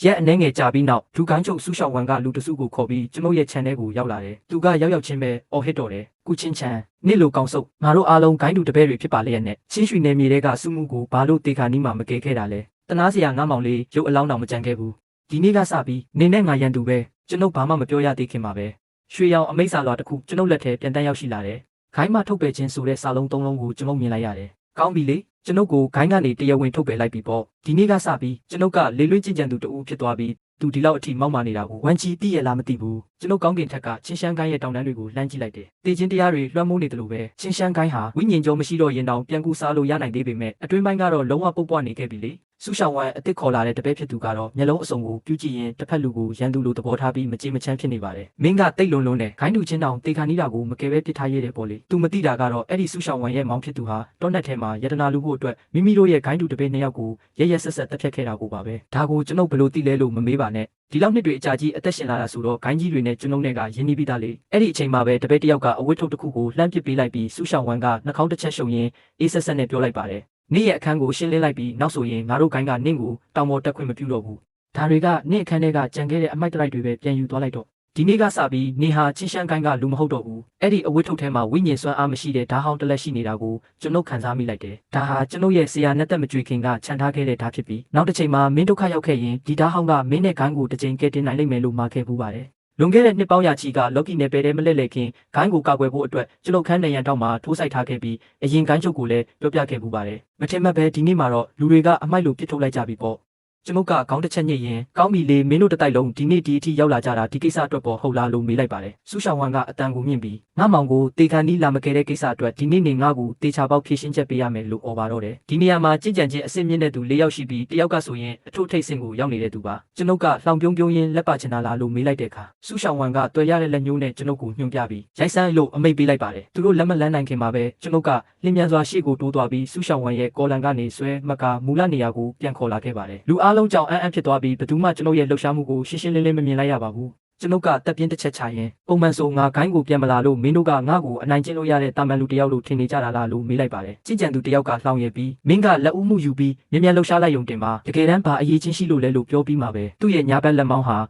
ဝုန်းကနေပြတ်ထွက်သွားပါတော့တယ်ကျွန်ုပ်လက်ထဲမှာဘဲချိန်ကလေးကရောက်နေမှမသိတဲ့ဓာတ်တလက်ရှိနေပြီးဓာတ်တော်ပုံမှာသွေးတစ်ဆက်တောင်ပြေးကြမနေပါဘူးကျွန်ုပ်ကတည်ငြိမ်စွာနဲ့ပဲအခုရောအရေးချင်းရှိပြီလားလို့မေးလိုက်ပါတယ်နာကျင်စွာအော်ဟစ်တန်တွေထွက်ပေါ်လာပြီးလူတိုင်းထိတ်လန့်ကုန်ကြပါတယ်အခြေအနေကမြ мян ဆန်ဆန်ပြောင်းလဲသွားတာမို့ဆူရှောင်းဝမ်လည်းလက်မခံနိုင်ပဲနင်သုံးလိုက်တာဗာမိတ်စာပညာလဲလို့ကြောက်လန့်တကြားမေးပါတယ်ကျွန်ုပ်ကသူ့ကိုဂယုမဆိုင်အားပါဘူးဒါဟာတာမန်ဝိညာဉ်စွမ်းအားကိုသုံးပြီးအရှိန်နဲ့ခွန်အားကိုမြင့်တင်လိုက်တာပဲလေကျွန်ုပ်ကလူအုပ်ကိုကြည့်ပြီးမင်းတို့တတိုက်လုံးအလုံးမရှိအားရနေရင်တခြားတပည့်တွေကိုလိုက်နိုင်ကျင့်နေတာငါသိပြီးသားကောင်းတဲ့ကောင်တွေတယောက်မှမရှိဘူးဒီနေ့ငါ့ကိုတောင်လာရန်စရဲတယ်ဆိုတော့မင်းတို့ဘာသာကျင့်ကြံမှုကိုဖျက်ဆီးမလားဒါမှမဟုတ်ငါ့ကိုလက်ပါစေခြင်းတလားလို့ရွေးခိုင်းလိုက်ပါတယ်အစစ်မြင့်ကျင့်ကြံသူကတော့မင်းဒီလောက်ပြင်းထန်တဲ့တိုက်ကွက်ကိုစက်တိုက်သုံးနိုင်မှာမဟုတ်ဘူးငါတို့လူတွေအများကြီးပဲမင်းကိုအပြည့်ရှင်းနိုင်တယ်လို့ချင်းချောက်ပါတယ်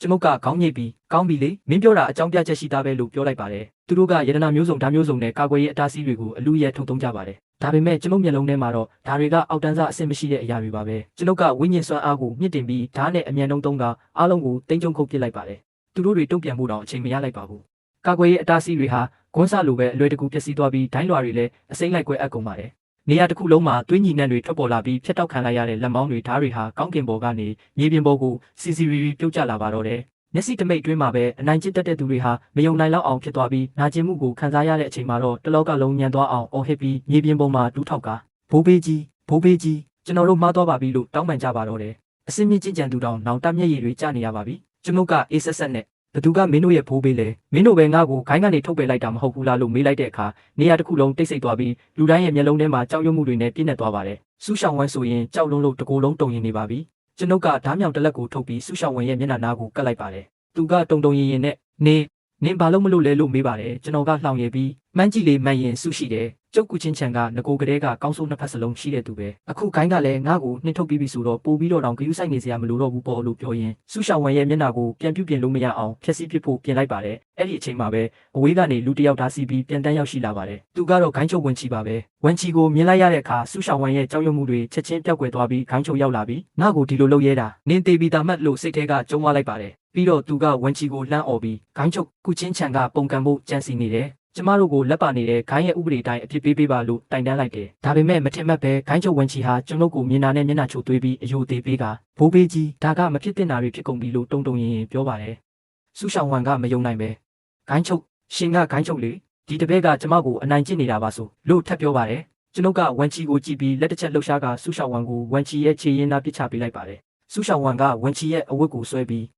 ဂိုင်းချုပ်ရှင်ကျမအတွက်တရားမျှတမှုရှာပေးရမယ်နော်လို့ငိုယိုပြီးပြောပါတယ်ကျွန်ုပ်ကအေးဆက်ဆက်နဲ့ဂိုင်းချုပ်ဝမ်မင်းတေချာစဉ်းစားထားရဲ့လားဆူရှောင်းဝမ်ဟာဂိုင်းထဲမှာအများပိုင်ပစ္စည်းတွေကိုခိုးယူတဲ့တပည့်တွေကိုအနိုင်ကျင့်တဲ့သူ့ရဲ့မကောင်းမှုတွေကအပြည့်ပဲလို့ပြောလိုက်ပါတယ်ဆူရှောင်းဝမ်ကတော့ဒါတွေအားလုံးကကောလာဟာလာတွေပါနင်ကဂိုင်းချုပ်ကိုတော့အမိတ်ပေးရတဲ့ပေါ့လေလို့ပြန်អော်ပါတယ်ဝင်ချီကဆူရှောင်းဝမ်ကိုပါဆက်ပိတ်ထားဆန်းလို့စူပူလိုက်ပြီးကျွန်ုပ်ဘက်ကိုမျက်နှာချိုသွေးကလှည့်လာပါတယ်ဘိုးဘေးကြီးဒီနေ့ကိစ္စကနားလည်မှုလွဲသွားတာပါကျွန်တော်ကဂိုင်းချုပ်ဖြစ်ပြီးသူကတူဂိုင်းချုပ်ဖြစ်နေလို့ပါကျေးဇူးပြုပြီးကျွန်တော်တို့ကိုခွင့်လွှတ်ပေးပါဦးလို့ဝင်ချီကတောင်းပန်ပါတယ်မျှော်လင့်ထားတဲ့အတိုင်းဝင်ချီကကျွန်ုပ်ကိုစိတ်ပျက်စေခဲ့ပြန်ပါပြီကျွန်ုပ်ကငါ့ကိုဂိုင်းကနေထုတ်ပယ်ပြီးပြီပဲနောက်ဆုံးငါ့ကိုဘိုးဘေးကြီးလို့မခေါ်နဲ့တော့မင်းတို့ဂိုင်းရဲ့အတွင်းရေးကိစ္စတွေကိုငါစိတ်မဝင်စားတော့ဘူးလို့ပြောပြီးတာနဲ့ချက်ချင်းပဲဓာတ်နဲ့ဆူရှောင်းဝမ်ရဲ့ညာဘက်လက်မောင်းကိုဖျက်ပစ်လိုက်ပါတယ်ဆူရှောင်းဝမ်ကတော့မယုံနိုင်စရာဖြစ်ရဲ့ကြောင့်ကြောင်အန်းသွားရပါတယ်ဝင်ချီကကျွန်ုပ်ကိုစက်တိုက်အယိုအသေးပေးရင်ဘိုးဘေးကြီးစိတ်မကောင်းပါဘူးသူကကျွန်တော်ရဲ့အဖော်ဖြစ်နေလို့ပါကျေးဇူးပြုပြီးလွှတ်ပေးပါဦးလို့ထပ်မံတောင်းပန်ပါတယ်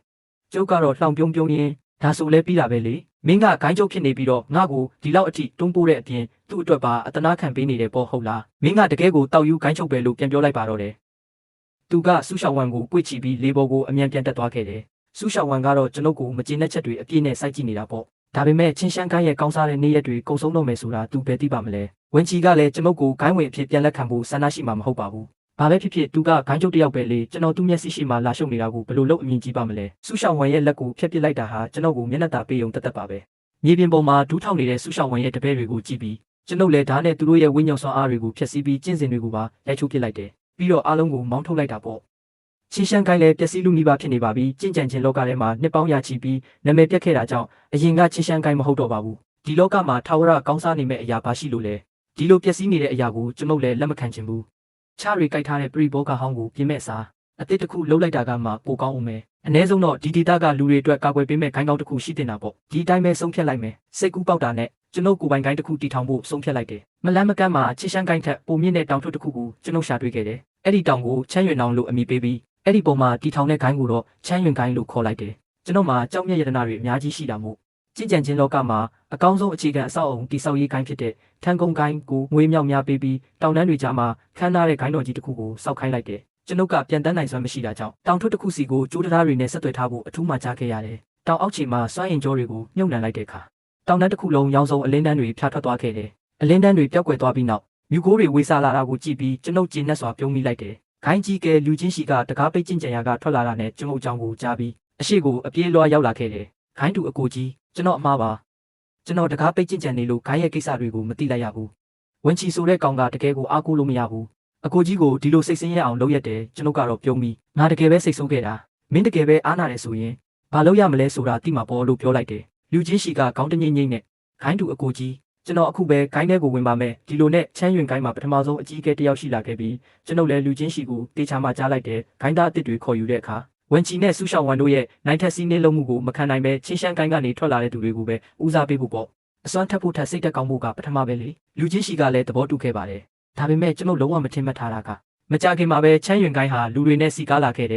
လူချင်းရှိရဲ့စီယုံမှုအောက်မှာချင်းရှမ်းကိုင်းသားတဝက်ကျော်လောက်ကကျွန်ုပ်တို့စီပြောင်းလာခဲ့ကြတာလေဝင်ချီဘက်ကတော့ဘာတော့ပြန်မှုမှမရှိပါဘူးဘာပဲဖြစ်ဖြစ်သူလဲကျွန်ုပ်စီကထပ်ပြီးအထောင်းခံရမှာကိုကြောက်နေတာကိုကျွန်ုပ်ကတော့ပြုံးပြီးကိစ္စတွေကဒီတင်ပြီးဥမှမဟုတ်ဘူးလို့တွေးလိုက်မိတယ် နွေဦးရာသီ3လပိုင်းရောက်တော့ဝန်ချီနဲ့ဆူရှောင်းဝမ်တို့ဟာတပည့်အနေငယ်ကိုခေါ်ပြီးကျွန်ုပ်စီထက်ရောက်လာပြန်တယ်ဝန်ချီကကျွန်ုပ်ကိုမြင်တာနဲ့ငိုမဲမဲမျက်နှာနဲ့ဦးလေးတောင်းပန်ပါတယ်ချင်းရှမ်းကိုင်းကိုကဲတင်ပေးပါဂိုင်းရဲ့စွမ်းရည်တွေခန်းချောက်သွားကြတဲ့ကတောင်အောက်ကတစိမ့်ခတ်နှိမ့်မှုကပြက်ပြက်လူနေပါဖြစ်နေပါပြီအောက်မှာအစွမ်းထက်တဲ့မိစ္ဆာချင်းကြံသူတယောက်ရုံထွက်တော့မဲ့ပုံပဲဦးလေးကြီးဒီကိစ္စကိုကူညီပေးမယ်ဆိုရင်ကျွန်တော်ချင်းရှမ်းကိုင်းကိုစားအကိုကြီးကိုဂိုင်းဝင်အဖြစ်ပြန်လက်ခံပြီးဒူကိုင်းချုပ်အဖြစ်ယာရုတိုးပေးပါမယ်လက်ဖက်ရည်တောက်နေတဲ့လူချင်းရှိကဒီစကားကိုကြားကြားချင်းပဲလက်ဖက်ရည်ခွက်ကိုကျမ်းပြင်ပေါ်လွှင့်ပစ်လိုက်ပြီးစိတ်ဆိုးမှန်ဆိုးနဲ့អော်တော့တာပဲပောက်ကရတွေချင်းရှမ်းကိုင်းကမင်းလက်ထဲကြမှာဒီလိုပျက်စီးသွားတာလေအခုကြမှာငါရဲ့ဂိုင်းတူအကိုကြီးကိုမင်းတို့လိုအစ်မရှိတဲ့ကောင်တွေနဲ့တန်းတူဒူကိုင်းချုပ်လောက်ခိုင်းရအောင်မင်းတို့ကဘာမို့လို့လဲဆူရှောင်းဝင်ရဲ့မျက်နှာကတော့ရှက်လုံးလို့နီလိုက်ဖြော့လိုက်ဖြစ်နေရှာတယ်သူကဝန်ချီကိုကြည့်ပြီးကျမရှိကိုပြောသားပဲတစိမ့်ခတ်နှိမ့်မှုပျက်စီးတာကသူတို့ရဲ့လက်ချက်ပဲဖြစ်ရမယ်စွမ်းရည်တွေခန်းချောက်တာလဲသူတို့ကြောင့်ပဲနေမှာရှင်ကသူတို့ကိုလာတောင်းပန်နေတော့ဘာထူးမှလဲ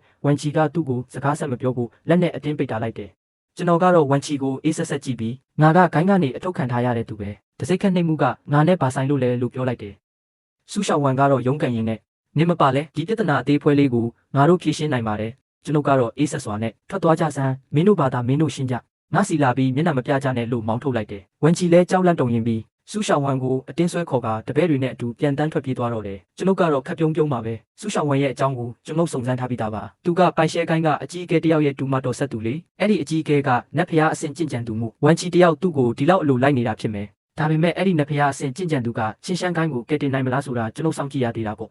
နွေဦးရာသီ3လပိုင်းမှာပဲကျွန်တော်နဲ့လူချင်းရှိတို့အရက်တောက်နေတုန်းတပည့်တယောက်ကအပြေးလွှားလာသတင်းပို့တယ်ချင်းရှမ်းကိုင်းရဲ့မြေအောက်ထောင်ကမိစ္ဆာကောင်ထွက်လာပြီးတဲ့အဲ့ဒီမိစ္ဆာကိုကျွန်တော်သိတာပေါ့ဝိယုံမဲ့အဖိုးကြီးလို့ခေါ်ပြီးကျွန်တော်ဆရာကိုယ်တိုင်တစိမ့်ခတ်နေခဲ့တာအဲ့ဒီတုန်းကသူချင်းရှမ်းကိုင်းတဲ့ကိုသူရှို့လို့ဖို့ခိုးဝင်ရင်ဆရာကြိုက်တတ်တဲ့ကြက်ကင်ကိုခိုးစားလို့အဖမ်းခံရတာလေအဲ့ဒီတုန်းကသူကကျွန်တော်ဆရာကိုအဖေဖြစ်တောင်းပန်တိုးရှိုးခဲ့ပေမဲ့ဆရာကလက်မခံခဲ့ဘူးမင်းကြက်ကင်တွေဘလောက်ပဲပြန်ပေးငါရဲ့ကြက်ကင်မဟုတ်တော့ဘူးပြီးတော့ဆရာကကျွန်တော်ဘက်လှည့်ပြီးမင်းတွေ့လားအဲ့ဒီကောင်ကခွေးတစ်ကောင်နဲ့တူတယ်နောက်ဆိုသူ့လိုလူဆိုးမဖြစ်စေနဲ့လို့ဆုံးမခဲ့ဘူးတယ်အခုတော့ဝိယုံမဲ့အဖိုးကြီးထွက်လာချိန်မှာကျွန်ုပ်ဆရာကတော့နှက်သက်ကြွေသွားခဲ့ပါပြီဝန်ချီကတော့သူ့ရဲ့ပြန်ဘက်မဟုတ်ပါဘူးဆူရှောင်းဝမ်ကပိုင်ရှဲကိုင်းကသူ့ဦးလေးကိုခေါ်လာပြီးမဲ့လည်းမနိုင်ခဲ့ပါဘူးဒီလိုနဲ့ချင်းရှမ်းကိုင်းဟာပျက်စီးသွားခဲ့ရတယ်တပည့်တွေရဲ့ပြောပြချက်အရဝန်ချီနဲ့ဆူရှောင်းဝမ်တို့ဟာအင်ချီမဲ့ခွေးအိုတွေလိုဖြစ်သွားခဲ့ရပြီးဆူရှောင်းဝမ်ဆိုရင်မိစ္ဆာကောင်ရဲ့တိုက်ခိုက်မှုကြောင့်ချင်းစင်တွေပါပျက်စီးသွားခဲ့ရတယ်နောက်ဆုံးတော့သူတို့တွေခိုင်းသားအလုံးကိုခေါ်ပြီးထွက်ပြေးသွားကြတော့တယ်ကျုံမပါရင်သူတို့တကယ်ပဲဒီပြဿနာကိုမဖြေရှင်းနိုင်ကြဘူးလေကျွန်ုပ်လည်းနေကောင်းရက်တာတရက်ကိုရွေးပြီးချင်းရှမ်းကိုင်းကဝိယုံမဲ့အဖိုးကြီးစီကိုတွားတွေ့ခဲ့တယ်ချင်းရှမ်းကိုင်းရဲ့ပျက်စီးနေတဲ့အဆောက်အုံတွေကြားမှာဝိယုံမဲ့အဖိုးကြီးကကျွန်ုပ်ကိုမြင်တာနဲ့ကြောက်လန့်တုန်ရင်သွားခဲ့တယ်ကျွန်ုပ်ကတော့ခေါင်းငိမ့်ပြီးမစိုးပါဘူးနတ်ဖျားအဆင့်နောက်ဆုံးအဆင့်ထိရောက်နေပြီပဲလို့ပြောလိုက်တယ်သူကကြောက်လန့်တကြားခေါင်းကိုကုပ်ရင်အကိုကြီးအဆင်ပြေရဲ့လားခင်ဗျာကျွန်ုပ်ကမစိုးပါဘူးချင်းရှမ်းကိုင်းရဲ့အဆောက်အုံတွေကိုမင်းမိရှို့လိုက်ပေမဲ့အဓိကခန်းမဆောင်ကိုတော့ခြံထားပေးသားပဲလို့ပြောလိုက်တယ်သူကကြောက်ကြောက်လန့်လန့်နဲ့အကိုကြီးခွင့်လွတ်ပါအကိုကြီးရှိနေသေးမှန်းကျွန်တော်မသိလို့ပါကျွန်ုပ်ကကောင်းပြီလေငါဂိုင်းတစ်တစ်ခုတီထောင်ထားတယ်မင်းရဲ့ဂိုင်းငယ်လေးကငါဂိုင်းရဲ့လက်အောက်ခံဖြစ်နေရမယ်နောက်လူဆိုးမလုံးနဲ့နှစ်တိုင်းငါစီလာပြီးကြောရမယ်ဒါဆိုမင်းကိုငါအပြစ်မပေးတော့ဘူးလို့ပြောလိုက်တယ်သူကဝမ်းသာအားရနဲ့ဒူးထောက်ပြီးနောက်ဆိုကျွန်တော်အကိုကြီးနောက်ပဲလိုက်ပါတော့မယ်ကျွန်ုပ်ကလည်းမင်းတခြားနေရာကိုအမြန်ပြောင်းတော့ဒီချင်းရှမ်းကိုင်းနေရာဟောင်းကိုငါ့ကိုပေးခဲ့လို့ပြောလိုက်တယ်ဒီလိုနဲ့ကျွန်ုပ်နေမြေဟောင်းကိုပြန်သိမ်းပိုက်နိုင်ခဲ့ပြီးချမ်းကုန်းကိုင်းကိုအကူအညီတောင်းကဒီနေရာမှာချမ်းရွင်ကိုင်းရဲ့ချင်းရှမ်းကိုင်းခွဲကိုတိဆောက်လိုက်တယ်နာမည်ပြောင်းသွားပေမဲ့အရင်လိုပျက်စီးနေတဲ့ပုံစံမျိုးမဟုတ်တော့ဘူးအဲ့ဒီအချိန်မှာဝန်ချီကကျွန်ုပ်စီထက်ရောက်လာပြန်တယ်သူကကျွန်ုပ်ကိုရန်သူတွေကိုနှိမ်နှင်းပေးလို့ကျေးဇူးတင်ကြောင်းနဲ့ချင်းရှမ်းကိုင်းကိုပြန်လဲထူထောင်ပေးတာဟာကျွန်ုပ်ရဲ့ကျေးဇူးတွေပါလို့လာပြောတာပေါ့ဘေးကဆူရှောင်းဝမ်ကလည်းမထင်ရဘူးနော်ရှင်ကတကယ်ပဲအစွမ်းထက်တာပဲလို့ပြောတော့ကျွန်ုပ်နည်းနည်းတော့ရေချင်သွားတယ်ဒီနှစ်ယောက်ကပစ္စည်းကိုပိုင်ရှင်လက်ထဲပြန်အပ်စေခြင်းတဲ့ပုံစံမျိုးလုပ်နေတာကိုကျွန်ုပ်ကတော့အေးအေးဆေးဆေးပဲချင်းရှမ်းကိုင်းဟုတ်လားဒီလောကမှာချင်းရှမ်းကိုင်းဆိုတာဘယ်မှာရှိတော့လို့လဲဒါကငါရဲ့ချမ်းရွင်ကိုင်းရဲ့ချင်းရှမ်းကိုင်းခွဲတက်တက်ပဲလေဝန်ချီရဲ့မျက်နှာကတော့ရှက်လုံးလို့หนีရဲသွားပြီးဒါပေမဲ့ဒါကချင်းရှမ်းကိုင်းရဲ့နေမြေလေးပြတဲ့အော်သူတို့လည်းတကယ်ကိုအမှတ်မရှိတဲ့သူတွေပါပဲလူချင်းရှိကနှာခေါင်းတစ်ချက်ရှုံပြီးလှောင်ပြုံးလိုက်တယ်ချင်းရှမ်းကိုင်းဆိုတာရှိသေးလို့လားမင်းတို့ချင်းရှမ်းကိုင်းကတမိုင်းစင်အလားကြီးမားခဲ့တာအခုတော့မင်းလက်ထက်ရောက်မှအဖက်ဆယ်မရအောင်ပျက်စီးသွားပြီးမင်းဟာတကယ်ကိုအသုံးမကျတဲ့အမိုက်ကောင်ပဲဝန်ချီကကျွန်ုပ်ပက်လက်ပြီးဦးလေးထွက်သွားကြတဲ့ကကျွန်တော်တို့ကိုင်းဟာလှုပ်ဝက်နေမြေထဲမှာအနိုင်ကျင့်ခံရရုံတင်မကဘူးတစိမ့်ခန့်နေမှုတွေပါပျက်စီးလူနီးပါဖြစ်နေပြီးကျွန်တော်တို့ဒီလောက်အထိဒုက္ခရောက်နေတာတော့ဦးလေးကကျွန်တော်တို့ကိုလွတ်မပေးနိုင်ကြသေးဘူးလားလို့ဝမ်းနဲ့ပက်လက်ပြောရှာတယ်ကျွန်ုပ်ကမျက်မှောင်ကျုံရင်းလက်ဖက်ရည်ခွက်ကိုလမ်းယူလိုက်ပြီးလူချင်းရှိကိုယ်တိုင်စိုက်ပျိုးထားတဲ့လက်ဖက်ရည်ကိုတငုံတောက်လိုက်တယ်အရသာကတကယ်ကိုချုံမြင်ပြီးလန်းဆန်းစေတာပဲမင်းတို့ကိုယ်တိုင်ငါ့ကိုဂိုင်းဝင်စရင်ကနေပယ်ဖြတ်ခဲ့တာလေအခုတော့ငါပိုင်ဆိုင်မှုတွေကိုငါပြန်ယူတာကလွယ်ရင်မင်းတို့ကိုငါပါလုံနိုင်ဦးမှာလဲလို့ကျွန်ုပ်ကပြောတော့ဆူရှောင်းဝမ်ကဒေါသတကြီးနဲ့အော်ဟစ်လိုက်တယ်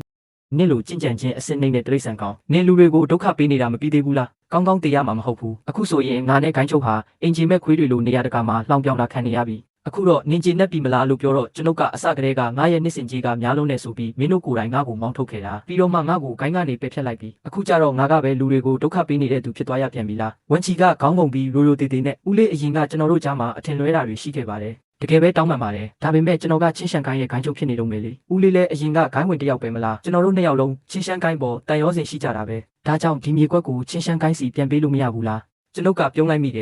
်ငါအစကတည်းကပြောတာပဲမင်းအရေးချင်းမရှိဘဲနဲ့ဂိုင်းချုပ်နေရကိုမမတ်မောတင်ဘူးလို့အခုထိငါရှိမှခေါင်းချုပ်ဆိုပြီးလာကြွားဝါရဲသေးတယ်ဟုတ်လားမဖြစ်နိုင်တာတွေဒီနေရာကိုငါကဝေယုံမဲ့မိစ္ဆာဖိုးကြီးစီကနေယူထားတာအခုတော့ငါအပိုင်ပဲမင်းတို့ကိုယ်တိုင်ကြင်ကြံခြင်းကိုအာယုံမဆိုင်ပဲချင်းရှမ်းကိုင်းတစ်ခုလုံးကိုရှုပ်ပွားအောင်လုပ်ခဲ့ကြတာလေအဆုံးသက်ကြတော့တစိမ့်ခန့်နေမှုကိုတော့အားဖြစ်ဖို့အရေးချင်းမရှိကြဘူးမင်းတို့ဆရာမကွယ်လွန်ခင်ကငါ့ကိုမင်းတို့ကိုစောင့်ရှောက်ပေးဖို့အထက်ထက်မှာခဲ့ပေမဲ့မင်းတို့ကိုယ်တိုင်ကငါ့ကိုဂိုင်းကနေမောင်းထုတ်လိုက်မယ်လို့တော့ထင်ထားမှာမဟုတ်ဘူးဆူရှောင်းဝန်ကတွားကြည့်ရင်ဝန်ချီကိုကြည့်ပြီးခေါင်းချုပ်သူ့ကိုတောင်းပန်မနေပါနဲ့တော့ပြန်မပေးရင်လည်းနေပါစေတော့ကျမတို့တခြားနေရာမှာတွားရှာကြတာပေါ့လို့ပြောပြီးဆွဲခေါ်သွားတယ်အဲ့ဒီအချိန်မှာပဲကတ္တရာစီးလိုမဲမောင်နဲ့လေပြင်းတွေတိုက်ခတ်လာပြီးဝစ်စုံနဲ့မိစ္ဆာဦးကြီးပေါ်လာတော့တာပဲဝန်ချီနဲ့ဆူရှောင်းဝန်တို့လက်ဖြတ်သွားကြတယ်မိစ္ဆာဦးကြီးကကျွန်ုပ်ကိုဥညွတ်အယိုအသေးပေးရင်အကိုကြီးကျွန်တော်တို့ဂိုင်းကနေရာတစ်ခုရှာတွေ့ထားပါပြီအကိုကြီးလာရောက်မိန်ကုန်းပြောပေးဖို့ဖိတ်ကြားအပ်ပါတယ်လို့ပြောလိုက်တယ်ပြောပြီးတာနဲ့သူကဝန်ချီကိုတစ်ချက်ကြည့်ပြီးအေးဆက်ဆက်လှောင်ပြုံးလိုက်တယ်ဆူရှောင်းဝန်ကချက်ချင်းဆိုသလိုကြောက်လန့်တကြားဝန်ချီရဲ့ကြောကုန်းနောက်ွယ်မှာပုံလိုက်ရတယ်ဝန်ချီရဲ့မျက်နှာကတော့ပြာနှမ်းသွားပြီးကျွန်ုပ်ကိုမကျေနပ်ချက်တွေအပြည့်နဲ့စိုက်ကြည့်နေတော့တယ်ဦးလေးကျွန်တော်တို့ဦးလေးကိုမတောင်းပန်တော့ပါဘူးနှုတ်ဆက်ခဲ့ပါတယ်နောက်ပွင့်မဲ့ပန်းတိုင်းလဲဝေးစားနိုင်ပါစ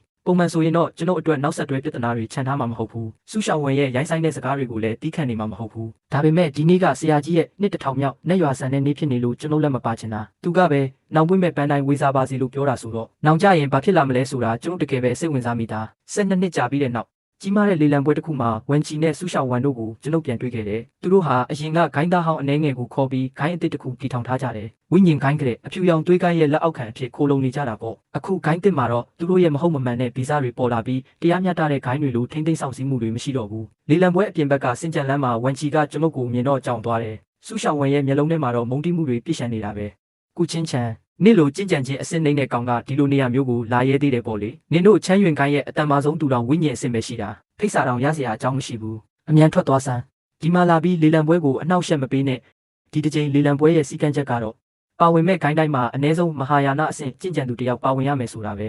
ဲဝန်ချီနဲ့ဆူရှောင်းဝန်တို့ပါဝင်နိုင်တာကတော့အဖြူရောင်သွေးကိုင်းရဲ့အရှိန်အဝါကြောင့်ဖြစ်ပြီးသွေးကိုင်းကလေလံပွဲကျင်းပတဲ့သူတွေရဲ့လက်အောက်ခံဖြစ်နေလို့ပဲငါကတော့ဆူရှောင်းဝန်ကိုစကားမပြောချင်တာနဲ့ဝန်ချီကိုပဲစိုက်ကြည့်လိုက်တယ်နတ်ဖျားအစင်တက်လန်းဖို့ကြင်ကြံခြင်းပစ္စည်းတွေကိုလာရှာတာပေါ့ဝန်ချီရဲ့မျက်နှာကမဲမောင်သွားတယ်ကြပြားနဲ့မဆိုင်ဘူးဒါကြပြားလာရမယ့်နေရာမဟုတ်ဘူးအမြန်ထွက်သွားကျွန်ုပ်ကပြုံးလိုက်ပြီးတကယ်လို့ငါကပဲဒီလေလံပွဲမှာရှိတဲ့နတ်ဖျားအစင်တက်လန်းမဲ့ပစ္စည်းမှန်သမျှကိုအကုန်သိမ်းကျုံးဝယ်သွားမယ်ဆိုရင်ကောဝန်ချီကမျက်လုံးပြူးသွားတယ်ငါတို့ဝိညာဉ်ကိုင်းကအဖြူရောင်သွေးကိုင်းအောက်မှာရှိတာသွေးကိုင်းကလေလံပွဲကျင်းပတဲ့သူတွေနဲ့ဆက်ဆက်နေတာငါကမင်းကိုကြောက်နေရမှာလားဆိုပြီးတော့သူကပတ်ဝန်းကျင်ကလူတွေကိုအော်ပြောပါတော့တယ်ဒီမှာကြင်ကြံခြင်းအစစ်နှိမ့်တဲ့သူတယောက်ခိုးဝင်လာတဲ့ဟဲ့ဘေးကလူတွေကစိတ်ဝင်တစားနဲ့လှည့်ကြည့်ကြပြီးတချို့ကလည်းလှောင်ပြုံးကြတယ်ကြင်ကြံခြင်းအစစ်နှိမ့်တဲ့သူကဒီကိုဘလို့ဖြစ်ပြီးလမ်းမရောက်လာတာလဲအဲ့ဒီအချိန်မှာပဲလုံခြုံရေးယူထားတဲ့သွေးကိုင်းကတပည့်တွေရောက်လာကြတယ်ဆူရှောင်းဝန်ကကျွန်ုပ်ကိုလက်ညှိုးထိုးပြီးအကိုကြီးတို့ဒီမှာလာပြီးပြဿနာရှာနေတဲ့ကြင်ကြံခြင်းအစစ်နှိမ့်တဲ့ကောင်တယောက်ရှိနေတယ်လို့အော်ပြောလိုက်တယ်သွေးကိုင်းရဲ့ခေါင်းဆောင်တပည့်ကကျွန်ုပ်ကိုကြည့်ပြီးနှာခေါင်းတစ်ချက်ရှုံကဘဲကကောင်လဲလေလံပွဲကိုလာပြီးပြဿနာရှာရတာလဲဆိုပြီးပြောဆိုနဲ့ပဲသူကစူးတွေအပြည့်နဲ့အေယာမတန်တုတ်ကြီးတစ်ချောင်းကိုထုတ်လိုက်တယ်တန်တုတ်ကြီးကအေးဆက်တဲ့အလင်းရောင်တွေဖြာထွက်နေပြီးတာမန်လက်နက်မဟုတ်မှန်တိတာလာတယ်။သူကလေပြင်းတွေတိုက်ခတ်မတက်ငါးစီကိုလွှဲရိုက်လိုက်တော့တာပဲ။ကျွန်ုပ်ကမျက်လုံးတစ်ချက်ပင်းကြည့်ပြီးလက်ညှိုးနဲ့တန်တုတ်ကြီးရဲ့ထိပ်ဖျားကိုတစ်ချက်ထဲထိုးလိုက်တယ်။အံ့ဩစရာကောင်းတာကအဲ့ဒီတန်တုတ်ကြီးဟာချက်ချင်းပဲပြဖြစ်ပြောင်းလဲသွားပြီးလေထဲမှာလွင့်ပြေသွားတော့တယ်။သွေးကိုင်းတစ်ဘက်ကမျက်လုံးပြူးမျက်စံပြူးနဲ့မင်းဒါကကောင်းကင်အစင်လက်နက်ကြီးလေလို့អော်လိုက်ပါတယ်။တကွင်းလုံးချက်ချင်းတိတ်ဆိတ်သွားတယ်။အစကငါ့ကိုလှောင်ပြောင်ခဲ့တဲ့သူတွေလည်းပါဇက်အဟောင်းသားနဲ့အံ့ဩကုန်ကြတယ်။ဆူရှောင်းဝန်ကတော့ဒေါသတကြီးနဲ့ကြည်နေတော့မယ်။အဲ့ဒီအချိန်မှာပဲသွေးကိုင်းရဲ့အကြီးအကဲဝစ်စုံကိုဝစ်စင်ထားတဲ့အဖိုးကြီးတယောက်ဝန်ချီရဲ့ဘေးနားမှာရုတ်တရက်ပေါ်လာတယ်။ဟင်းသူကကုချင်းချန်ဆိုတာလား။ဝန်ချီနဲ့ဆူရှောင်းဝန်တို့ရဲ့မျက်နှာကဝမ်းသာအားရဖြစ်သွားကြတယ်။ဆူရှောင်းဝန်ကအဖိုးကြီးရဲ့ဝစ်စုံကိုဆွဲပြီးဖိုးသူကသမီးတို့ကိုခဏခဏအနိုင်ကျင့်တာ။အခုလဲဝန်ချီရဲ့ကြင်ကြံခြင်းပစ္စည်းတွေကိုလူဖို့လုံနေပြန်ပြီဆိုပြီးတိုင်တော့တာပါပဲ။အဖိုးကြီးကကျွန်ုပ်ကိုအသေးချစိုက်ကြည့်ပြီးမင်းလိုကြင်ကြံခြင်းအစစ်နှိမ့်တဲ့ကောင်ဘာမောပညာတွေတုံးဒီနေ့ငါနဲ့တွေ့မှတော့မင်းကတည်လူပဲဒီတစ်ချိန်လေလံပွဲမှာငါတို့တွေးကိုင်းကလုံခြုံရေးယူထားတာမင်းလိုကောင်တယောက်ကိုတပ်ပစ်တာကငါအတွက်အဆန်းမဟုတ်ဘူးလို့ဟိန်းဟောက်လိုက်တယ်သူကလက်ကိုအပေါ်မြောက်ပြီးမန်တန်ရွတ်လိုက်တဲ့အခါမဲမောင်နဲ့အငွေ့သက်တွေထွက်ပေါ်လာပြီးကျွန်ုပ်ရဲ့နှလုံးသားကိုလှမ်းညှစ်ဖို့ကြိုးစားလာတယ်ကျွန်ုပ်ကတော့ဘာမှမဖြစ်တယ်လို့ငြိမ်ငြိမ်လေးစိုက်ကြည့်နေလိုက်တယ်မကြခင်မှာပဲအဲ့ဒီအဖိုးကြီးရဲ့နဖူးကနေချွေးစေးတွေပြန်လာပြီးကျွန်ုပ်ကတော့ဘာတုံ့ပြန်မှုမှမရှိပဲရက်နေတော့ပဲအဆုံးမှာတော့သူကိုယ်တိုင်ပဲတွေးတွေအန်ချလိုက်ရတော့တယ်မင်း မင်းကဘသူလဲပတ်ဝန်းကျင်ကလူတွေအကုန်လုံးအံ့အားသင့်ကုန်ကြတယ်နတ်ဖျားအဆင့်ရှိတဲ့သွေးကိုင်းအကြီးကဲကကျင့်ကြံခြင်းအဆင့်နှိမ့်တဲ့သူကိုတိုက်ခိုက်ရင်းနဲ့ကိုယ်တိုင်တန်ရာရသွားတာကိုထောက်တနေရာကနေတူတူလေးပြောတန်ထွက်လာတယ်ကျင့်ကြံခြင်းစွမ်းအားပြည့်နဲ့တိုက်ခိုက်တာကိုခြေဖြတ်နိုင်တာဒါဆိုသူကစာအုပ်တွေထဲမှာပါတဲ့ချင်းရှမ်းကိုင်းရဲ့လှုပ်ဝက်နှက်ကျင့်သူလားလှုပ်ဝက်နှက်ကျင့်သူဟုတ်လားဒဏ္ဍာရီတဲကအတိုင်းဆိုရင်လောကမှာနံပါတ်1ဓာတ်သမပေါ့ဒါဆိုအဲ့ဒီဒဏ္ဍာရီကအစစ်အမှန်ပေါ့လေကျွန်ုပ်ကပြောလိုက်မိတယ်ရှေးဟောင်းကျမ်းစာတွေကနာမည်ပြောင်းတစ်ခုမို့လို့လေကျွန်ုပ်ကတော့တာမန်နာမည်တစ်ခုအနေနဲ့ပဲသုံးခဲ့တာနှစ်တွေဒီလောက်ကြာသွားတာတောင်ဒီနာမည်ကိုမှတ်မိတဲ့သူရှိသေးတယ်ပေါ့ဝန်ချီနဲ့ဆူရှောင်းဝန်တို့ကတော့ဘာကိုမှနားမလည်နိုင်တော့ပဲကြောက်ရွံ့ခြင်းအပြည့်နဲ့မင်တက်မိနေကြပါတော့တယ်တနာစရာကောင်းလိုက်တာစာအုပ်လည်းမဖတ်ကြဘူးပုံမြင်တွေလည်းနားမထောင်ကြဘူးကိုယ်ကိုင်းတွေကရေရဲ့အတိမ်နဲ့ကိုယ်တော်ကိုယ်တိုင်သိချမသိကြဘူးရုတ်တရက်လန်းဆန်းနဲ့လေးတစ်ခုဖြတ်တန်းသွားပြီးအလွန်လှပတဲ့အမျိုးသမီးတစ်ယောက်ဟာကွင်းလယ်မှာပေါ်လာခဲ့တယ်သူမကတော့ပွဲစီစဉ်တဲ့တန်းရွှန်ခိုင်းရဲ့ခေါင်းချုပ်ဝမ်းကျင်ပဲဖြစ်ပြီးအစင်းမြင့်ကျင့်ကြံသူတစ်ယောက်လည်းဖြစ်တယ်ပတ်ဝန်းကျင်ကလူတွေအားလုံးဟာဥညွတ်ပြီးသူ့ကိုအယိုအသေးပေးကြတယ်ခေါင်းချုပ်ဝမ်းကျင်ကိုဂါရဝပြုပါတယ်သူမဟာဝန်ချီနဲ့တခြားလူတွေကိုကြည့်ပြီးဒေါသတကြီးအော်ဟစ်လိုက်တယ်နင်တို့လိုအဖြူရောင်သွေးကိုင်းကကျင့်ကြံသူတွေကလှုပ်ဝက်ကျင့်ကြံသူကိုဘလို့တောင်မယိုမသေးလို့ရဲတာလဲသူမရဲ့အတန်ကအလွန်အေးဆက်လာတာကြောင့်ပတ်ဝန်းကျင်ကလေထုတောင်အေးခဲသွားတယ်လို့ပါပဲပြောတဲ့အတိုင်းပါပဲလေထဲမှာရေခဲစုချုံတွေတန်းစီပြီးဖြစ်ပေါ်လာခဲ့တယ်။အဲ့ဒီနေရာကလူအချို့ဟာချမ်းနေတယ်လို့ကြောက်နေတယ်လို့နဲ့အေးဆက်တဲ့လေတွေကိုရှူသွင်းမိကြတယ်။ပုံမှန်ဆိုအပြင်မထွက်တတ်တဲ့ဂိုင်းချုပ်ဝမ်းကျင်ကိုမြင်ရတာတင်တုံလို့စရာကောင်းနေပြီ။ဒဏ္ဍာရီတဲကလှုပ်ဝက်ကျင့်ကြံသူတကယ်ကြီးပေါ်လာလိမ့်မယ်လို့ဘယ်သူမှမထင်ထားမိကြဘူးမဟုတ်လား။ဝမ်ချီကတော့ကြောက်လုံးလို့တကိုယ်လုံးတုံရင်နေပြီးဆူရှောင်းဝမ်နဲ့သူမရဲ့အဖိုးကတော့ဓာတ်ရိုက်ပဲတူးထောက်လိုက်ရတယ်။ဒါကလုံးဝအထင်လွဲတာပဲဖြစ်ရမယ်။သူကဘလို့လှုပ်ဝက်ကျင့်ကြံသူဖြစ်နိုင်မှာလဲဝမ်းကျင်ကကြမုတ်ဖက်လက်ကြည့်ပြီးမျက်စိတစ်ဖက်မိတ်ပြလိုက်တယ်။ပြီးတော့ပြုံးပြပြီးနှုတ်ဆက်တယ်စီနီယာအကိုကြီးညီမလေးအဲဝစ်ကြေပုံမှုအားနေသွားလို့ဒီလိုကိစ္စတွေဖြစ်ပျက်ခဲ့ရတာကိုခွင့်လွှတ်ပေးပါနော်ကျွန်ုပ်ကတော့မျက်လုံးအပေါ်ပင်ပြီးပြုံးပြလိုက်မိတယ်ဒီကောင်မလေးကတော့စီနီယာအကိုဆိုတာသူမခေါ်ရမယ့်အခေါ်အဝေါ်မှမဟုတ်တာဒါအပြင်အဲဝစ်မကြေလို့ဆိုပြီးသူမကိုကျွန်ုပ်ဘယ်လိုလုပ်အပြစ်တင်နိုင်မှာလဲတစ်ချိန်ကတောင်တတောင်ရဲ့ဝန်ပလွေတွင်းထဲမှာဝန်ပလွေတို့တောက်နေတဲ့သူမကိုကျွန်တော်ကောက်ရခဲ့တယ်သူမကိုလူလောကတဲ့ခေါ်ဆောင်ပြီးနှစ်ပေါင်းရာချီစောင့်ရှောက်ခဲ့တာမို့ကိုညီမအရင်လေးလိုပဲသဘောထားခဲ့တာပါအဖြူရောင်သွေးကိုင်းရဲ့ဂိုင်းချုပ်ဟာအလောတကြီးပြေးလာပြီးမြေပြင်ပေါ်တူးထောက်ကအကြိမ်ကြိမ်ဥချလိုက်ပါတယ်ဂိုင်းချုပ်ဝမ်းကျွန်တော်ရဲ့တပည့်တွေကိုတေချာမဆုံးမနိုင်ခဲ့လို့ပါတကယ်ပဲတောင်းပန်ပါတယ်ဗျာဝမ်းကျင်ကတော့နှာခေါင်းရှုံပြီးအေးဆက်စွာပြောလိုက်တယ်ပြန်ရောက်မှနင်တို့ကိုအပြစ်ပေးမယ်ပြီးတာနဲ့ချက်ချင်းပဲလှည့်လာပြီးကျွန်ုပ်လက်မောင်းကိုတွဲလိုက်ရင်ညင်သာစွာပြောတယ်အကိုကြီးစိတ်မဆိုးပါဘူးနော်ဟုတ်တယ်မလားကျွန်ုပ်လည်းညင်သာစွာပြုံးပြပြီးကိစ္စမရှိပါဘူးလို့ပြန်ပြောလိုက်တယ်အမှန်တော့ဝန်ချီတို့လိုလူတွေကိုကြည့်ဖို့တောင်ကျွန်ုပ်စိတ်မဝင်စားတော့ပါဘူးဝမ်းကျင်ကကျွန်ုပ်ကိုတွဲပြီးပွဲအလဲကိုရှောင်းလန်းသွားခဲ့တယ်ကျွန်ုပ်ရဲ့အနောက်မှာတော့အကျိုးအကြောင်းသိတဲ့သူအချို့ကမြေပြင်ပေါ်ဒူးထောက်နေတဲ့ဝန်ချီတို့ကိုလောင်ပြောင်နေကြတဲ့အတန်ကိုကြားလိုက်ရတယ်လောကမှာနံပါတ်1ဓာတ်သမားကိုတောင်ဒီလိုအုံနောက်မရှိတဲ့ဂိုင်းချုပ်ကဂိုင်းကနေထုတ်ပေရတဲ့ပေါ့ရင်စရာကောင်းလိုက်တာတကယ်ရရတယ်အခုတော့အစင်းနှိမ့်ကျင့်ကြံသူကိုအကူအညီတောင်းပြီးတိတ်ခါဆဲဖို့စူးစမ်းနေသေးတယ်အဖြူရောင်သွေးကိုင်းဟာကျန်းရွှန်ကိုင်းရဲ့လက်အောက်ခံအစင်တန်းကနေဖယ်ရှားခြင်းခံခဲ့ရတယ်ပြီးတော့သူတို့ရဲ့မောက်မာရိုင်းဆိုင်တဲ့လုပ်ရက်တွေကြောင့်ပတ်ဝန်းကျင်ကဂိုင်းတွေရဲ့ဝိုင်းဝန်းတိုက်ခိုက်ခြင်းကိုစက်တိုက်ရင်ဆိုင်ခဲ့ရတယ်ဆူရှောင်းဝမ်ရဲ့အဖိုးကတော့ကျွန်ုပ်ကိုလက်ပါခဲ့တဲ့အတွက်သူတို့ဂိုင်းချုပ်ရဲ့ကျင့်ကြံခြင်းအဆင့်ဖြစ်စည်းတာကိုခံရပြီးတန်းရွှန်ကိုင်းရဲ့မြေအောက်ထောက်နေရမှာတန်ကျိုးနဲ့အချီခံထားရတယ်ဝန်ချီနဲ့ဆူရှောင်းဝမ်တို့လည်းကျင့်ကြံခွင့်တွေဖြစ်စည်းခံရပြီးတာမန်လူတွေဖြစ်သွားကြပါပြီနတ်ဖျားနဲ့တာမန်လူကြားမှာကွာခြားချက်ရှိတာမို့အဲ့ဒီနောက်ပိုင်းသူတို့နှစ်ယောက်ကိုမတွေ့ရတော့ဘူးကျွန်ုပ်ရဲ့ချမ်းရွင်ကိုင်းကတော့တစ်နေ့ထက်တစ်နေ့ပိုပြီးတိုးတက်စီကားလာတယ်ကျွန်ုပ်မျက်စိထဲမှာဆရာနဲ့စီနီယာမရှိစဉ်ကချင်းရှမ်းကိုင်းရဲ့ပုံရိပ်တွေကိုပြန်မြင်အောင်လာမိတယ်မြင့်မားလာတဲ့တောင်တန်းတွေကိုကြည့်ရင်ကျွန်ုပ်တက်ပြင်းချလိုက်မိတယ်ငါကကျင့်ကြံခြင်းအဆင့်တွေဒီလောက်များနေတာတော့အခြေခံအဆင့်ကိုမကျော်ဖြတ်နိုင်သေးဘူးဒီဘဝကတော့ပြန်တန်းပြီးနဲ့တက်ကြွဖို့နဲ့ဆရာနဲ့စီနီယာမကိုပြန်တွေ့ဖို့အခွင့်အရေးမရှိတော့ဘူးထင်ပါရဲ့ရုတ်တရက်ကောင်းကင်ရံကနေရောင်ကြီးတစ်ခုဟာကျွန်ုပ်လက်ပေါ်ကိုကြားရောက်လာခဲ့တယ်လက်ကိုဖြန့်ကြည့်လိုက်တဲ့အခါရွှေရောင်ထုတ်တစ်ခုကကျွန်ုပ်လက်ထဲမှာအလိုလျောက်ပေါ်လာခဲ့တယ်အဲ့ဒီထဲမှာတော့အလွန်ကြီးမားတဲ့လက်စွပ်10ကနန်းလောက်ရှိနေပြီးအဲ့ဒီလက်စွပ်တွေထဲမှာပင်လယ်ရေလိုများပြားလာတဲ့အခြေခံဆေးလုံးတွေပြည့်နေတာပဲကျွန်ုပ်စုံသွားခဲ့ရတယ်အထုပ်ထဲကစာရွက်လေးကိုဖွင့်ကြည့်လိုက်တော့စာသားအနှဲငယ်ပဲပါရှိပြီးဒါဟာစီနီယာအမရဲ့လှပတဲ့လက်ရည်တိုင်းပါပဲတူတူနဲ့လိုရင်းကတော့ဆေးလုံးတွေကိုကောင်းကောင်းစားပါလို့ဆရာကမှာလိုက်တယ်နော်ဇလန်းလေးကဒါပါပဲခင်ဗျာကြည့်ရှုအားပေးလို့အထူးကျေးဇူးတင်ရှိပါတယ်